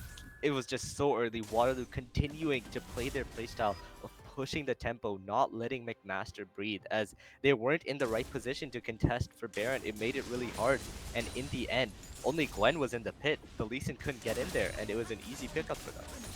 Yeah, Inexhaustive, just so scary right now. All by himself, with a little bit of support from Annie and Callum Coy, keeping Han Cutie out of the pit, out of any potential steal. Still, they find a play, Retract finding one on the backline, but ultimately, this is that ball rolling again that we were talking about, that we've seen in game 1 and 2. This is the ball rolling for Waterloo, and when it starts rolling, it doesn't stop. There's Hanan Cutie forced to safeguard over the wall, sorry, flash over the wall actually. Equalizer drop as well to prevent any sort of re-engage from Waterloo, as they were now just burning key cooldowns from the side of McMaster. And once again, look at the control of the game. That jungle is Waterloo too. Yeah, some looks of desperation, and people are using their abilities left and right. This inner tower is going to end up going down as the Dragon's coming up, the Warriors are in position, and this is Seoul. You'd think McMaster can contest it, it's just so hard. Yeah, but, the dilemma is also, do you fight for your ability to stall the game by taking this Drake away, by denying Soul Point? Or do you just say, give it up, we can't afford to fight right now, and hope that you can hold on long enough, get more item breakpoints, and win the next fight, and then maybe turn the game at the next Baron, or fight for Elder and flip it? I don't know. Seraphine is at 10 Rod of Aegis stacks. It's fully stacked. There have been a couple kills across the map. Retract is catching up a little bit. Not in CS, but he has his Riftmaker. We've seen he can do damage. We've seen Gwen has that innate survivability, with that Hallowed Mist. But is it enough? You've given over Soul Point. That's Infernal Soul to Warriors on match point as well. How do you get yourself out of this hole that you're in? Yeah, but also look at this build from the side of Waterloo. They've got three different sources of healing reduction already bought, and Annie's gonna complete the full Chemtech Putrefier in a second, so that Gwen healing, the Lee Sin healing, and all the healing from Seraphine Senna, they are ready for it, and they are ready to deal with it, nullifying it, and then continuing to win these fights in the future. And I think it's just so difficult for McMaster right now. Baron, they're going to try to wait it out, but full control. I mean, you're using Uh, the equalizer to check a bush there's right no there. way he's the ult there. Like, Um, you have to try it. Like, that's one of the linchpin ultimates that gets you a kill, right? You need to combine that with the Lee Sin kick, a Seraphine ulti, something like that, or like nothing's gonna happen if you use it by itself, but that's what it's looking like. Hopes are running low, and Waterloo, they are marching into the enemy base. Yeah, they've got the split right now. Top and mid under pressure. Inexhaustive sending bot. That's 3 waves being pushed into the McMaster base, knocking at their door. Game point comes, and game point is the reckoning that Waterloo is looking to deliver to McMaster right now. As the game will stall here, as Waterloo looks to push down these inhibitor turrets, look to get these inhibitors, and look to secure their first seed in the Eastern region. As Han Cutie gonna find Legans with the Sonic Wave. Not going to take Resonating Strike just yet, as Waterloo. The Baron buff has now expired, so that push is not as strong as it was 30 seconds ago. Yeah, and looking at McMaster, like, you gotta try and get some flanks, right? If you look in the top left corner of the minimap, there's a ward there. Maybe use something like that. Try and get a flank, get onto the back line of this Jinx, because you've got a lot of damage still. Like, these are characters that spike in the mid game, the Rumble and Lee Sin. They are pretty strong. As a Lee Sin, both of them have just like 2 items complete. You gotta try and look at the Jinx, right? You can't wait around and get to a point in a front-to-back team fight, because I think with the Infernal Soul here, it's really hard for them to contest the amount of damage coming out from the side of Waterloo. Yeah, we talked about how, the Seraphine and the Senna, they want to keep themselves alive and they want to be able to support their team, keep them topped up on health. But when your health bar disappears in an instant, right, with Infernal Soul Burst, with Shockwave into Tibber Stun, into Super Mega Death Rocket, or with an Aatrox just smacking you in the face, how do you sustain through that? And the answer is sometimes you can't. And look at this. This could be potentially very dangerous, as there's a ward there for Waterloo in the mid lane. They spotted the bot lane and they were maybe prepared to pull the trigger, but obviously they thought differently. But that's how dangerous this game is right now for McMaster. You think you might be safe on one part of the map, but in an instant, your health bar could disappear. Yeah, speaking of what's coming next, the Baron is coming next, and Gwen looks for a bit of a combo here. Not much will happen, as we see Aatrox continuing to draw pressure on that bot side, and when you need to send multiple people on him. Oh, they've Here we got go, the slow though. on Ori. Yeah, that's Onat potentially getting caught out here. Flash forward for Swift Slug to guarantee that last embrace, as Retract will pick up the kill on the backside, but Cataclysm for Waterloo. A 2-man stun for Callum Boy, and that's Inexhaustive amongst 4. He's causing havoc in the backline. Last chance, though, being forced off by Trapper right now. Can Inexhaustive stay alive? Yes, he can. Are you kidding me? Quadra kill for Inexhaustive. This man cannot die. He cannot be exhausted. His well of pain, he does not end for McMaster. That is going to be an ace, and that might just well as be the series for Waterloo. They are going to run it down with only their 2 carries, but those 2 carries might be all they need. It has been Last Dance and Exhaustive's world this game, and we just live in it, and we live in Waterloo's world, for they are going to finish this series. They are going to finish McMaster, and they are going to claim first seed in the CLol Eastern Regionals. Yeah, Senna's here, but it's too little too late. Waterloo beat McMaster in a clean 3-0, being dominant the entire time, and that's gonna do it. They take first place in the tournament. They are the first seed for the Nationals. Man, you thought in that moment, you and I, Karthik, we both knew, we Yeah. thought this was McMaster's opportunity to maybe turn this Baron. If they can take Onat down, that's a key ultimate away. That's a key member. That's a 4v5 for Baron. Maybe you can find the play there. But Onat, even though he goes down, the turn from Waterloo, the Cataclysm blocking those key carry members, those key sustained members of McMaster in place to follow up with the stun from Callum Coy, and from then on, inexhaustive, just showing us why you put him on that carry pick. And I mentioned it earlier in the game. We've been hyping up Retract, but the sleeper agent this entire game has been inexhaustive, rock solid on that weak side top on that Cassante, but still picking up solo kills, creating pressure. And then when you put him on the carry, showing us why he is just this dominant player for the Waterloo roster, slamming down a quadra kill in that final fight of the game. Yeah, Inexhausted was just the unkillable Demon King there, as he was in exactly the situation in Aatrox wants, and he stunned up multiple people. He gets his Qs down, hits the sweet spot on all of them, and just quadra kill to finish off this series, making a statement as he was camped the entire game, but he got solo kills, he got CS leads, and he was just inevitable as he ends up winning that last team fight for the team, and Waterloo with the big 3-0 once again in the finals of the CLol East Division. Yeah, Waterloo showing us why they made it to the finals and why they are worthy of first seed here. They show up against McMaster. McMaster putting up a fight, but in the end, it wasn't enough. They tried their best. We saw those glimmers of playmaking and those glimmers of team fighting from that roster, and they did at the end of the day put up a fight. But ultimately, Waterloo was just able to take it home 3-0.